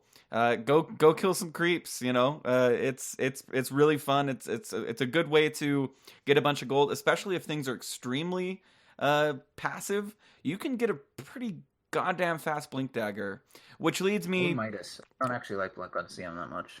Okay, so yeah, let's talk about Midas that. On her, though. You want Midas? Midas on CM is incredible, yeah. Wow, okay. Dude, the Midas patch started with like CM going Midas. Okay, so let's talk here. So we have Tranquils. We are upgrading courier. We're buying wards. We're placing wards. We're frostbiting and crystal novaing the lane for the safe lane, and it is just going great. Everything's going excellent. By level 5, I have, like what you said, I have a maybe 2-1-2. Yeah, 2-1-2 is great. That's my favorite. Okay, so I have a 2-1-2 at level 5. Things are going excellent. Moving into level 6, I'm not leveling ult, right? Yep, you do not have the mana to support it. It costs 200 mana. Your spells are expensive. Your Crystal Nova is 120 mana now because you have 2 points in it. You're spamming Frostbite to get farm when you're not fighting. You do not have the mana to support a freezing field, and if you did, you're too squishy to live through it. Okay, so now I'm 2-2-2 at level 6. At level 7, I'm... Yeah, maybe 2-2-3 at 7 or something like that. You're allowed to get that point in Arcane, and then max Frostbite, sure. Okay, and then eventually I'm 2-4-3, which is putting me at level 9, and then level 10, and level 11 I'm going ult. My gold, I have my Tranquils, I have all the support items necessary. I've even bought smoke and dust and everything like that. What item am I building toward? Okay, so like the first kind of thing is you want like Tranquils and Magic Wand, and then you want rain boots or raindrops. Ursi needs rain boots. That's the only person who needs rain boots. And then he gets, so like Magic Wand and Windlace, I feel like are pretty core on CM, and then also Raindrops, so just like nice, tiny, efficient items. If you're getting a lot done in the jungle, like let's say you're getting like a lot of gold, and then you have a team fight where you get like 2 kills and don't die. If you're getting close to the Midas, you can honestly just buy it. Midas is an item that will keep CM relevant all game long. You will always have farm. The farm comes as reliable gold. Don't worry about what the fuck that means. That just means you will get gold that will not go away when you die if you have a Midas, which is awesome. So if you can get Midas on CM, honestly, just fucking go for it. And if you have your Tranquil Boots and Magic Wand and you're still going for your Midas and you're just never going to get it, really doesn't actually matter too much. Your items aren't too important, but the Midas is great. If it looks like you can go for it, go for it. But otherwise, Urn is okay. I like Urn decently, honestly, but I feel like the main item that you really want to get is Glimmer Cape, especially at a lower level. Especially once you're getting close to that ulti, Glimmer Cape and BKB are both great items for you. And that plays directly into her ultimate being one of the most deceptively strong and it's unreal, and man. hard to understand ultimates, where this is an ultimate that it looks like no matter if you're on the fringe of the ultimate or right next to Crystal Maiden, it's doing the same amount of damage. Not true. The closer you get to Crystal Maiden, not necessarily the closer you get, but if you get within like 300 units of Crystal Maiden, your avalanches are falling on your head or rocks are falling on your head, it's doing way more damage. So basically meaning Crystal Maiden wants that ult to basically channel from start to finish. And what does Glimmer Cape, what does BKB allow you to do? Just that. So Yeah, obviously you important can items. you can even use Glimmer Cape after you start the ultimate up. Same thing Yeah. with BKB, I think. And I mean, same thing with Witch Doctor and other channellables. Glimmer Cape will allow you to do that, which is really awesome. Helps a ton. Definitely good items. If So you're at a low level and you fucking like start your ulti off and then turn invisible, there's a high chance the other people will just be like, "Fuck it, yeah, and it's happening. This is my life now." and I'll tell you, playing Crystal Maiden at lower levels of skill, people just underestimate how much damage it does, and they're like, don't worry, Bob, I've got Crystal Maiden. I'm gonna walk right up to her and I'm gonna kill her."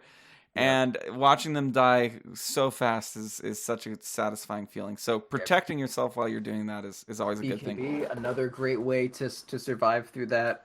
If there's AoE stuns, like they have an Earthshaker or a Sand King, just pop the BKB off. You won't die. Just also make sure you don't just get swatted down by, like AoE magic damage. Like, let's say there's an Invoker there. There's a high chance Invoker won't even look at you, and you'll just die in the fucking, like, resonance of his greatness.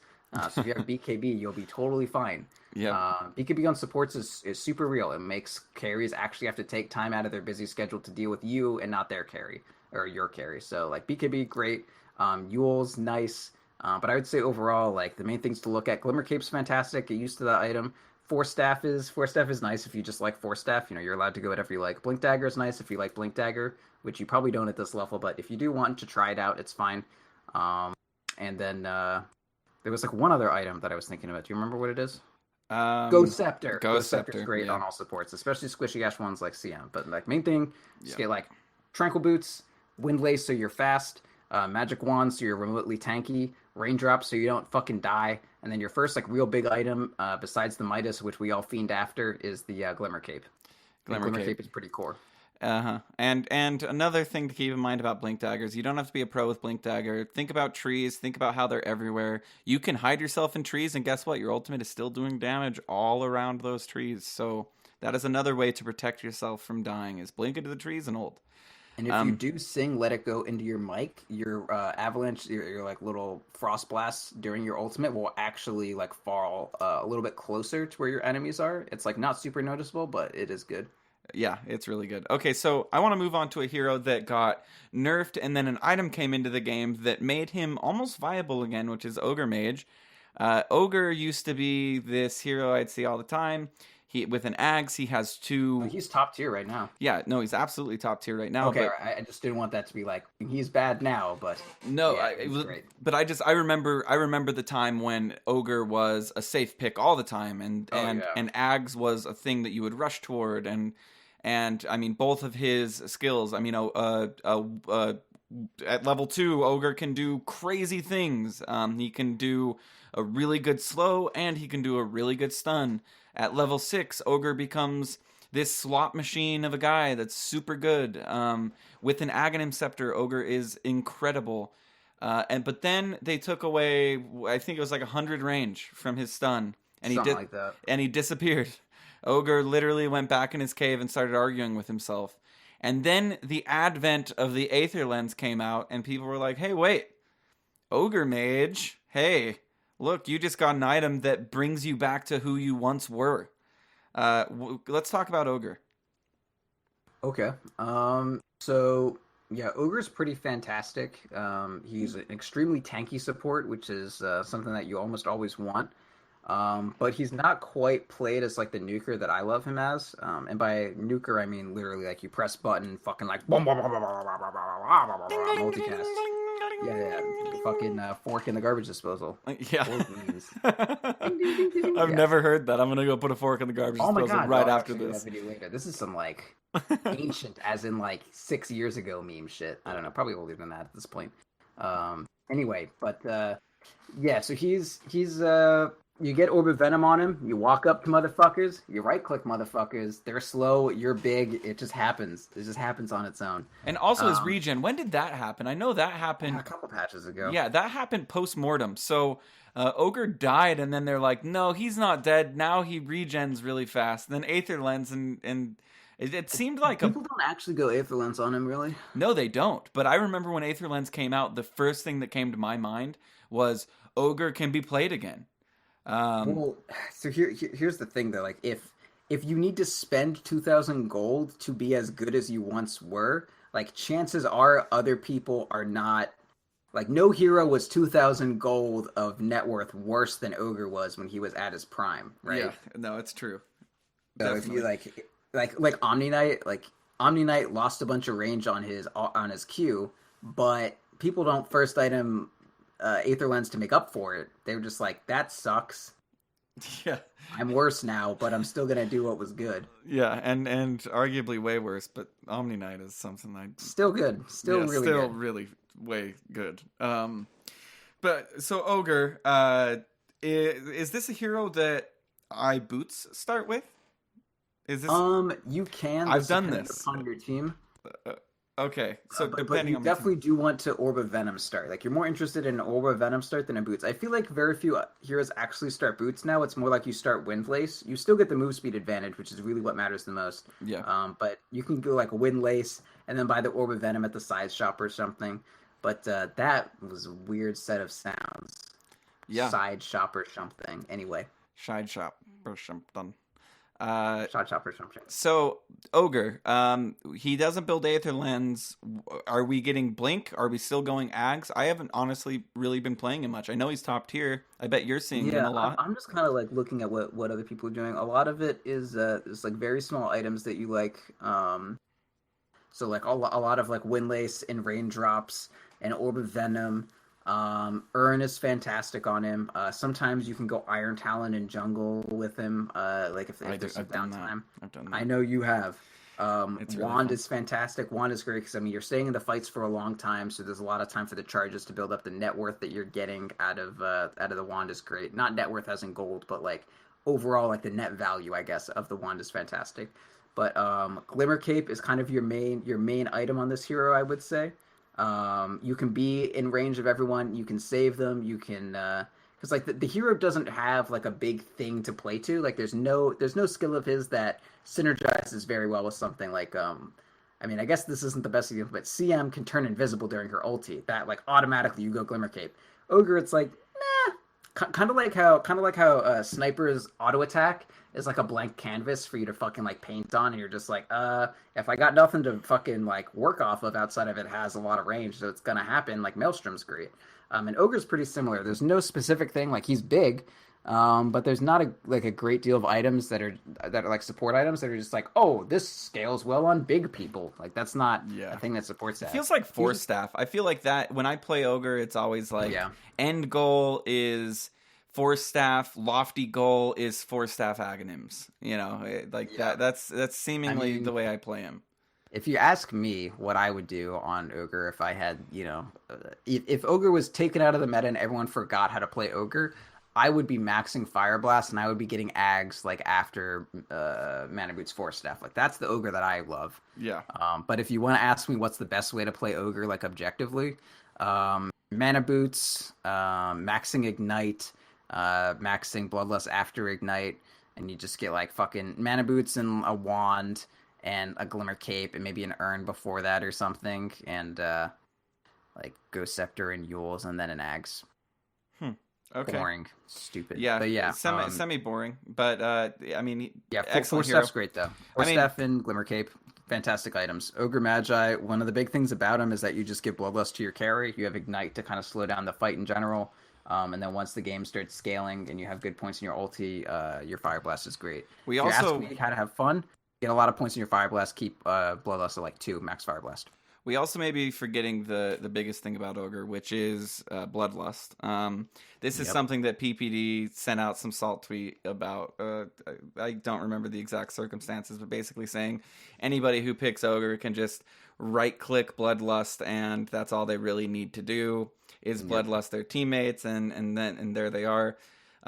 We're seeing Ogre a lot, and I think we're seeing Ogre a lot primarily for Bloodlust.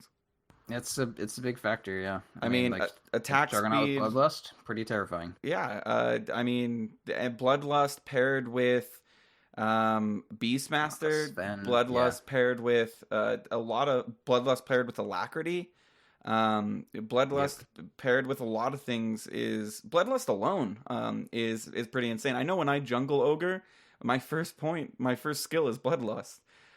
So I can bloodlust myself.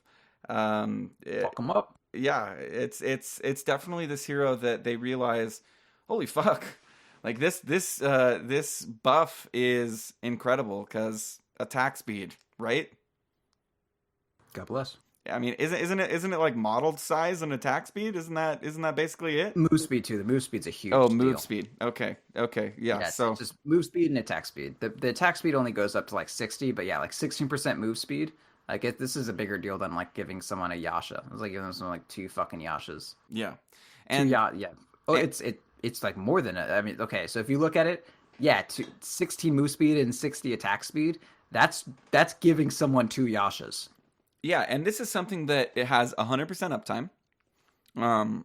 Is cheap, and you have a chance of doing it to your whole team in one go if you get the multicast correct. So if you get the multicast correct, I said that as if you had like a choice.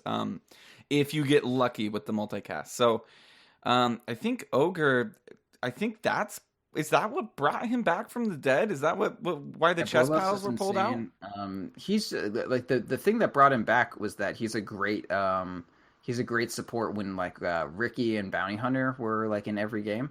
Like, what the fuck is a Ricky gonna say to an Ogre? Like, if a Ricky is ganking mid and then Ogre shows up and it's like, no, Fire Blast, and then like you fucking give them Bloodlust and they just like walk out of the smoke cloud. Ricky's not gonna be like, oh, well now I kill your support.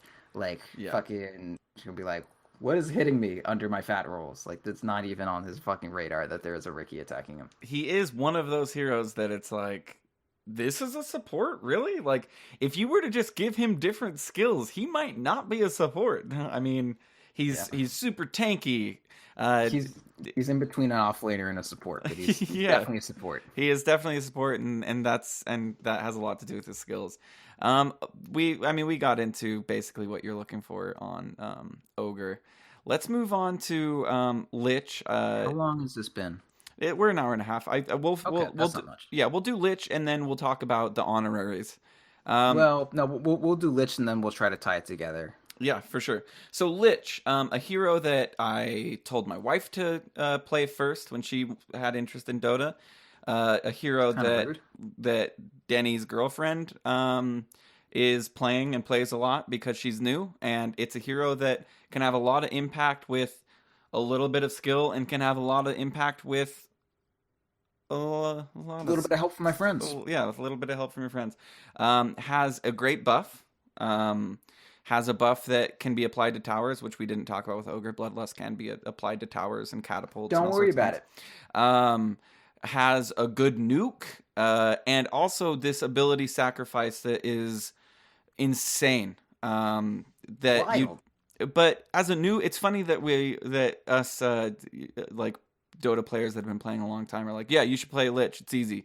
And the reason we want them to play Lich is for a reason they don't even understand quite yet, I'm sure. Which I have no fucking idea.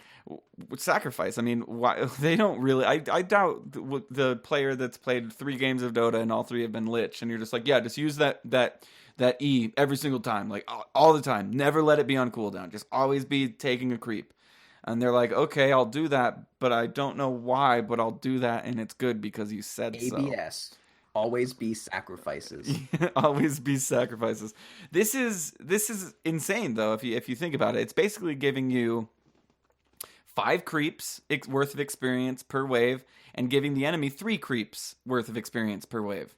And if you do it on the ranged creep, it's more than that on average. Yeah, exactly. So we're talking basically Lich, the great imbalancer of a lane. So I'll say, like, the thing with Lich is Lich automatically wins a lane for your team. They're like, one lane is basically automatically won, and that's a great thing. Like the laning phase is one of the most intricate phases in Dota. If you get to like pubs, like low level pubs, a lot of it can just be decided like, oh, we fucked up the laning phase, guess we lose. Like we fed. No, it is the laning phase. That is Dota 2 at 2K. It's the laning phase, and if you can hold high ground long enough. Like 18 minutes is when the laning phase ends there. Yeah, it's 18. Yeah, and if you can hold the high ground long enough, maybe you win. Like those are the two circumstances for winning. You win the laning phase, or you hold high ground long enough to win the game. Okay, can I say there's like the laning phase, and then there's like mid game is like recess where everyone just kind of does Yeah. what the fuck ever, Yay, I'm getting items and killing things. Oh, I died. and Damn. then the test comes. And it's Yeah. like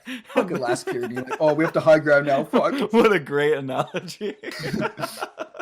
like homeroom. Yeah, fucking, no. like, End there's, of like, levels. science class, End of laning levels phase. definitely. It's how well did you do throughout the entire game, and usually you get held back. Yeah, and then the high ground is like you get your fucking report card. You have to talk to your parents about it. I swear I tried real hard. Yeah. Seems like you just fucked around all recess instead of going to study. You're like, you're right. I just hung out in the fucking forest with the kids. All right, so I'm telling new people to play Lich. Are you telling new people to play Lich? God damn, I am. Okay, well, is it because of sacrifice? What Yes.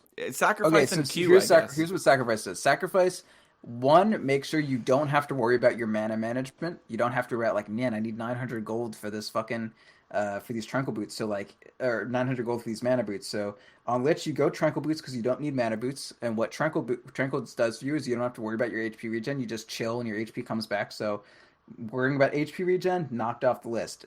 Sacrifice gives you mana. Worrying about mana management, basically off the list too. All you need to do for harassment is just use Frost Blast, basically on cooldown. So you need to worry about like intelligent skill usage, for the most part, off the fucking list. Ice Armor is difficult to work with, but it's not totally necessary. So the ability to exert mastery is there. The necessity to exert mastery, not there. So there's no like Shadow Demon where you need to use Disruption and you can fuck it up and it ruins everything. Like if you use Ice Armor, great. If you don't, I'll live. And then you have like a cool ulti that does cool things. So like you have one thing to think about, and it's your Chain Frost, and it's your ultimate. So that's like, sets you up for knowing how Dota works. Like you care a lot about your ulti.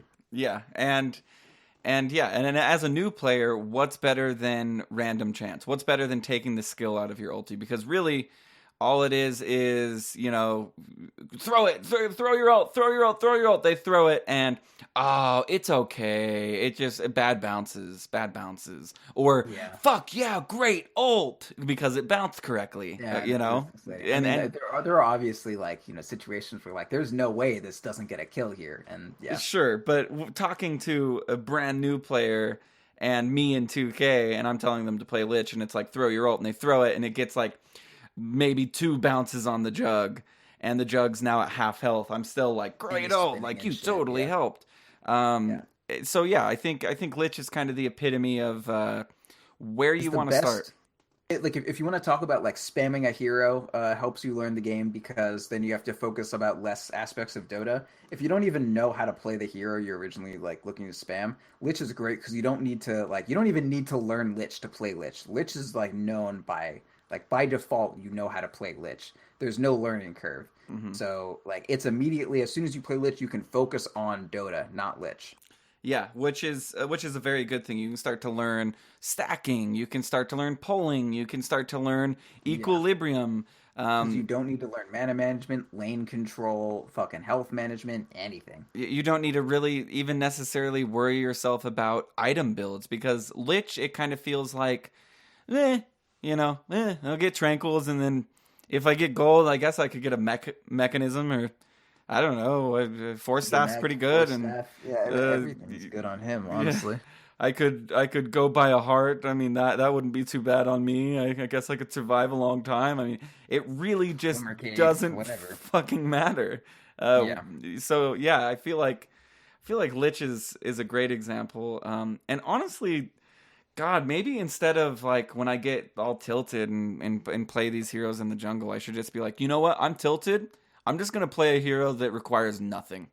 Skrunk has been playing solo off Lich and winning, and just been like, this sucks for the enemy team. XP. Oh, it totally, dude. Solo offlane Lich is awesome. It was first introduced to me by the first Panda, and it was incredible, dude. I just didn't understand it because you're getting levels. Your Q is very like doing a shit ton of damage. You're sacrificing every single time, giving you solo experience from the sacrifice, and you're getting all the sacrifice from them. Maybe you pick up Ice Armor, you're a little bit tankier. They're never going to do anything to you. The problem with offlane Lich is you're taking that offlane position from somebody else. Yeah, and then if you look at how much you're scaling, your nuke is only doing 200 damage. It has a relatively long cast or cooldown for only doing 200 damage. You don't have any lockdown on the hero. Ice armor is nice, but like you don't. I mean, he's a win the lane, lose the game kind of hero. But if Yeah. you're at a low level where win the lane means they're just gonna fucking give up, go for it. Ooh, I am gonna be playing me some Lich because I get so. I mean, I even have win frustration lately, where like I'll have a great game as Mirana and be like, I'm done. Like that was just too much work, and I'm tired and like getting no sleep anyway. So yeah, Lich seems like that would be fun. I recently did play a Lich game because we had an Alchemist, and I said, okay, Alchemist, you picked that first. You didn't get countered, luckily, hard. You didn't get like a PA in your face. You didn't get an ancient apparition or anything like that. Sure. I'm going to stack for you, and I'm going to sacrifice, and I'm going to harass the mid lane. And so that's exactly what I did. I stacked like a madman. And if there's one thing I'm good at, that is stacking camps. I've got that down. I can stack a camp any at 53. I can stack a camp at 54. Some camps I can stack at 56. Anyway, it was really sad because the Alchemist didn't take the stacks because he said that it's better for him to stay in lane. And I was like, no, you're dying. Take the stacks. Like, take the stacks to get more gold. And anyway, it went really horribly. But it made me think, oh God, would I love to play Lich Alk with Proud. Where you go mid Alk and I just make your life like a dream, dude. Stacks on stacks on stacks on stacks. Yeah, and like sitting there on bounties, like and warding both runes, like bounty, dude, go top. I'm already here. Don't worry about it. It's like go mid, sacrifice mid lane for him. Like your lane's won, don't sweat it, bro. Yeah, like it just made me think, oh god damn, it'd be so much fun to play Lich with a really good carry.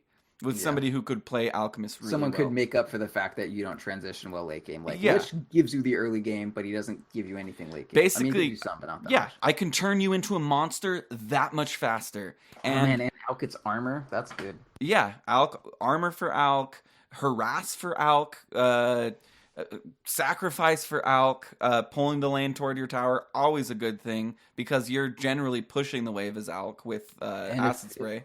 If you ever want to play a dual offlane, like Lich is the default. Like, oh, who can dual offlane with this? Like, well, Lich. Yeah. Because it turns it. I mean, you still like. I mean, a lot of heroes that you put offlane, like they want the solo experience. You get them Lich, they basically still have solo experience because of sacrifice. For sure.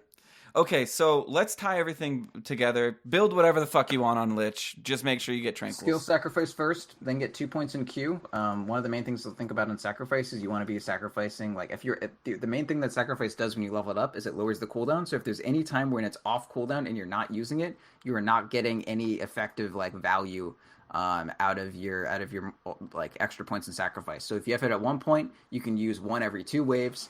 If it's like down, it's going to be really asymmetrical, and like you're going to use it at 50 seconds, and then like another creep wave isn't going to come for like 20 seconds. It's going to be weird. So just keep it at like get 2 points in your Q, and then you can start maxing your sacrifice if you want to. You want it to get to that 30-second cooldown, but like after you have your E and your Q maxed, then start worrying about your frost armor or ice armor, whatever. Okay, so let's wrap everything together, and then let's talk about your Tumblr. And then let's talk about the 2 heroes that have almost been coined in our community like proud heroes, which I am like I'm not doing, like I can't think of another word. Like it makes me proud to think that people associate these heroes with you, because your builds have been enigmatic. They really have. And whether they're your builds or they're your interpretation of someone else's builds or it's been done before, regardless, you have been a champion of these builds, and the and they're PA working. build is definitely not really mine so much as. But it's fucking working, and it's obviously working for a lot of people because all I can see are the chatterings in Discord where it's like, "Did you do the proud build?" And it's like, "No, I didn't." It's like, "Well, there's your problem right there." Fucking kill yourself. So don't do that. Tying everything together here is we discussed, Proud and I, before this show for the first time, to be honest with you, that we've actually discussed, both of us. Usually I'm just throwing questions at him. what heroes seem confusing. Of course, there are 112, 111, 112. I don't know. Monkey King's gonna make it 100, 113. I think. There's a lot of heroes. There's a lot of ways to build different heroes. Obviously, we could have talked about Elder Titan, where there's a bunch of different ways that you can play that hero. We could have talked about a bunch of like Beastmaster, Lycan. There's a bunch of different heroes that can be built a bunch of different ways. But these are heroes for you newer players who have specifically entry-level heroes, I would say, for the most part. Yeah, entry-level heroes, where if you want to play these heroes that are generally easier than other heroes, at least do it right, and at least get good practice in, because like my band teacher said, perfect practice makes perfect play, or some children. It was like practice doesn't make perfect. Perfect practice. You know what my band teacher told me? What? You're a quitter. Yeah, I did quit too. Literally, fourth grade, this asshole, I was like, I don't want to play the viola. And he says, okay, you're a quitter. It's like, you're right. Oh, dude. I don't like this. I was in what's called Ram's Pride. It sounds really... Doesn't that sound really weird? It's toxic. because we were the Mount Ogden Rams. Anyway, I was a first chair trombonist. And then I didn't want to do that anymore, and I got shit from Mr. G, we'll call him. Okay. And he said perfect practice makes perfect, not practice makes perfect, and that sentiment has actually stuck with me for a long time, because let's introduce him to Dota, where what we say is perfect as shit. And yeah, of course, what has been said on the show today isn't perfect, but it's closer to right than it is to wrong, and this is coming from somebody who is quantifiably better than like 99% of players. So let's go ahead and give him the respect he deserves on what he has to say about these heroes. I certainly do. When I play with Proud, I like to take on the role of listening completely and not arguing at all. And I will tell you, it is always... You definitely don't argue, but listening completely is a little strong for my fucking Midas Legion commander friend. I'm talking when we play... I know, outside of that one game. Outside of that one game. When it's just you and I playing dual ranked, like, I listen to every word you say, and maybe I still do stupid shit, but that's because you didn't tell me what to do at that moment. You know that's because it was my fault. It is your fault when I do stupid shit, because I didn't have direction in that moment. Yeah, should have been like chilling touch on AA. Little did I know there was a fucking guide that someone wrote that was like, don't do that. We can thank our friend Tortellini. I'm sure I was looking at some of his builds. Some of them are okay, but there was one like Heart isn't even listed on this Sven build. Like, are you fucking kidding me? Oh my god. Yeah. Say he has. Side note: when you're done with Hummel the Dominator, don't upgrade to Satanic. Build a fucking Heart. Yeah, how does that work? You sell it. Okay, so let's talk. Let's talk about the honoraries, which are your PA and your Jug build. I know they're very similar. I know that I've had to message you directly and ask you, hey, will you repeat that one more time on how I should build this in the correct order? Well, let's get it out of the way. I want to like my main thing that I want is like, okay, so we went over some like fairly easy, like simple-ish heroes that have some questions about their itemization, like do I go Vanguard or an Axe? Only if the lane is super easy, but like don't waste too much time. Make sure you get the blink. That's the main thing you want on Legion. You get the blink. Like you want to make sure you're doing shit. If you're like wasting time going for a greedy item, you want or like a greedy playstyle immediately. Like as soon as you can help, you want to help. But like the main thing to turn around from all this is like, how do I actually learn how to do this without like waiting for a fucking Friday episode, and then I'm gonna listen to it and then like probably forget because it's not like you can reference it very easily. The main thing to do if you really want to improve on something is go to dotabuff.com. That's a website. Go to whatever hero you want to play. Go to player rankings. Find someone who's got a lot of games that hero played and played it recently. Just click on that motherfucker. Find the match ID. Go into Dota 2. Go to watch. Type in that fucking match ID. Or go from live to like replays. Yeah, find the replays tab under watch. And then type in that match ID and just like watch what they do. The only reason I'm playing Lone Druid Jungle well is because I found someone in a game who played Lone Druid Jungle against me and did it completely different than I had ever considered. like buying clarities on Jungle Lone Druid. I had not thought to do that, and he just spams Rabid, and it's fucking incredible. And it makes it so much faster. But I hadn't even considered that. So just like find someone who's good at something, look at what they do, and at least try to copy the skeleton of it. That's basically how like modern science works. Find somebody who's done something great and try and mimic it and make it better. So, yeah, definitely good advice. Okay, so let's hear a little bit about your Tumblr. Let's hear a little bit about. I know there have been some calls about you coaching, and whatnot. Let's talk a little bit about that because I know people are interested in it. I know I would be interested in it, and I know I would pay for it. Luckily, I've got the friends with benefits with you, so I don't have to pay for anything. So yeah, and I get some other services that I don't have to pay for anymore. Yeah, yes, you do. So let's talk about that. Proud, please enlighten us on Juggernaut, Phantom Assassin, your Tumblr, coaching. Okay. I'll try to make this brief. There's a shit ton.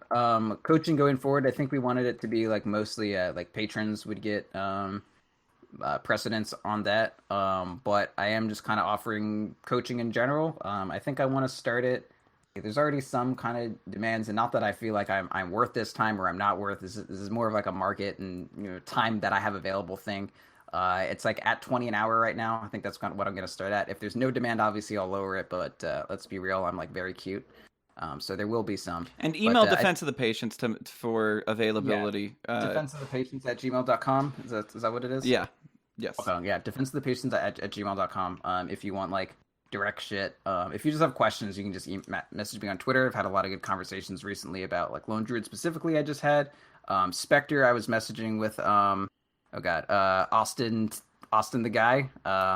Sent him a shit ton of information about Spectre just because he hit me up on Twitter and Discord. So if you have questions, just like hit me up directly. Follow me on Twitter. That's cool. And if you ask me questions on Twitter, it looks like I'm knowledgeable, which is good for me. At Proud Dota. At Proud Dota. If you just want to look at any of my builds, .pbuilds.tumblr.com. I'm literally just loading in links to my Steam builds, and all you do is just go to .pbuilds.tumblr.com. It says it right there. Just search a hero name. It's not hard. Search a hero name. If I don't have it, message me. I'll make one. And it should be both me and Sam's builds, although I'm not sure if he's updated anything recently.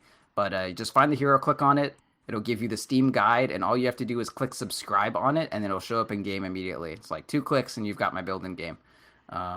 Yeah, so do that. Okay, so as far as my heroes that I guess in .p I'm most known for having non-3k level builds on, there's Juggernaut and PA. They're kind of similar. They're both based around the Vanguard. What am I even trying to say here, man? Like, you go Phase, you go Aquila, you go Vanguard on pretty much both of them with a Quelling Blade. And then Juggernaut takes that into the Vanguard, into Yasha, into Diffusal, into Manta Style, into Abyssal, which is kind of weird, but that's what I do. And then the PA takes the Vanguard into Desolator, into Abyssal, into BKB. And I will tell you guys, on the climb to 5K, it was not uncommon to click on Proud's profile and see a W next to a Phantom Assassin or a Juggernaut, and him using this build directly. It was also not uncommon to see you playing Omni Knight. I'll say that. Drow. I played a lot of Drow. You did play, and I asked you, I was like, we could do a Drow game, and you're like, dude, if I wanted to climb in solo, I'd be playing Drow. Yeah, if I wanted to play Drow, I would be queuing solo right now. Yeah, and I was like, actually, okay. I stopped doing that build on Jug. Not because it's bad, I'm just bored. Yeah. So it's still good. Like when I play Hakuna Marana practice, like I'll do it. And if I want to impress someone and be like, oh man, look at my cool build, like I'll do it. But I mean, I go like Battle Fury or Echo Saber Deso when I play Jug for fun now. And yeah, that sounds actually like a lot of fun. And Dude, you could get like 2 crits Deso, technically. It's hilarious. Yeah. And ching, ching. Dude, the thing with Echo Saber, like Deso used to be my shit on Jug because his Omni Slash. Like, you remember when people were like, oh man, you can slash during Omni Slash? Have you ever seen, there's like this guide that I see posted a lot, or used to be, and it was like, what items do the most damage during Omni Slash? And like, Deso was there, and it was really low. And I was like, what the fuck? And then it had a little appendage, and it was like, this graph does not take into account Desolator's armor reduction. And I'm like, well, what the fuck was the point of that? I remember Mask of Madness was the big thing for Juggernaut's Yeah, Omni it's like, Slash. wow, 100 attack speed is like really good for 5 seconds when you're invulnerable. But they didn't count like, okay, so like Juggernaut's ulti does physical damage. Desolator makes you do more physical damage. So like not only are you getting Deso slashes in between, but your ulti is doing like 40% more damage because of the Desolator debuff. Like it's insane. Yeah. Like Desolator is the only item that makes your actual ultimate do more damage, not the slashes in between. You can also slash to proc like Maelstrom, but like whatever, it doesn't matter. Anyway, yeah, Desolator is unreal. Like if you look at the amount of damage that Ags improves your ultimate by, and then what Deso improves your ultimate by, Deso actually improves your damage just as at level 2 ulti just as much, and at level 3 ulti way more than an Aghanims. Exactly. Well, you guys can find us at defenseofthepatients@gmail.com. Of course, Yeah. if you want any coaching or questions or anything that can help improve Proudland or any other show on the .p network, please email us. Once again, defenseofthepatients@gmail.com. Twitch.tv/.ptv. That is where Proud is streaming. That is where I am streaming. That is where Ursi is streaming. That is where more people will be streaming. That is where our in-houses are also streamed, headed by Groody, G-Bag. He is doing a fucking great job with those. Grumbo, Grundo, Grundle. I just like saying Grumbo. It's not related to anything. I just like saying Give Grumbo. me a big bowl of Grumbo. Yeah, get some Grumbo. it basically is just all the shit nobody wants put into a stew, right? Grumbo. Of course, that's a great way to connect with people, to have fun. I played and also cast a game this last Wednesday, and it was a blast. You can also go to youtube.com and seek out some advice from Fafnir on his replay reviews. That is youtube.com/.ptv1. Fafnir has been doing a good job, and he is a hard-working man who puts up a lot of videos and is actually really good at dissecting a game and letting you know where you went wrong and where you went right. I feel like he has a good balance of praise and also a good balance of you shouldn't do this ever again. Which, sorry, you need to hear it sometimes. He wears really cute underwear too. Yeah, no, what I would pay. Cutest What I would underwear pay. in .p by far. What I would pay for a picture of Fafnir in his underwear. But I have paid. I mean, these replay reviews don't come cheap to .p. Of course, you can follow other shows on the Defense of the Patients Network. Try Hard Tuesdays with Flub with 2 B's and my brother Wazoo. The Monday show where we were once happy. The Wednesday show, I don't know what the fuck goes on there. Never listened to it once. I don't know if it's good or bad. Thursday show is a great show. I like it a lot. And the Friday show, obviously being the best. Am I missing anything? Oh yeah, Patreon. Of course, I'm missing a very big thing. Our Reddit, our subreddit, our Defense of the Patients, headed by Mr. Jay Gushi. One of my favorite people on earth, Jay Gushi. Yeah. Literally, you will not find somebody with a heart as big as Gushi. Literally, his heart like extrudes out of his body, and he has to carry it around in like a grocery cart. Like it is such a big bleeding ass heart that is. You know why they call him Gushi? Because his heart is just like there's so much fucking tissue mass there that it makes the sound Gushi when it like. Yeah, it's just it's not just boom, boom, it's like Gushi. Gushi. Yeah, they don't even need to put a stethoscope up to Gushi's heart. Like to you are hear alive. It. Yeah, you are very alive, my friend. Definitely, maybe person of the year. In my opinion, person of the decade, person of the millennia, person of the whatever. Great person. If you don't know Gushi, please get to know him because you're missing out. Do you know he is actually the person who coined the phrase "gird your loins"? No. Neither did I. Yeah, no, he's definitely somebody that I know is already doing great things, but I know will do even more great things in his life, and it's definitely a pleasure to know him and be friends with him and be able to connect with him. Often you see him in the Discord throwing up memes of me constantly. He is the meme lord. So, Gushi, we all love you, and you are very appreciated. And yeah, I guess without any further ado, this is Roland for Proud saying, honestly, if you don't like it, fix it.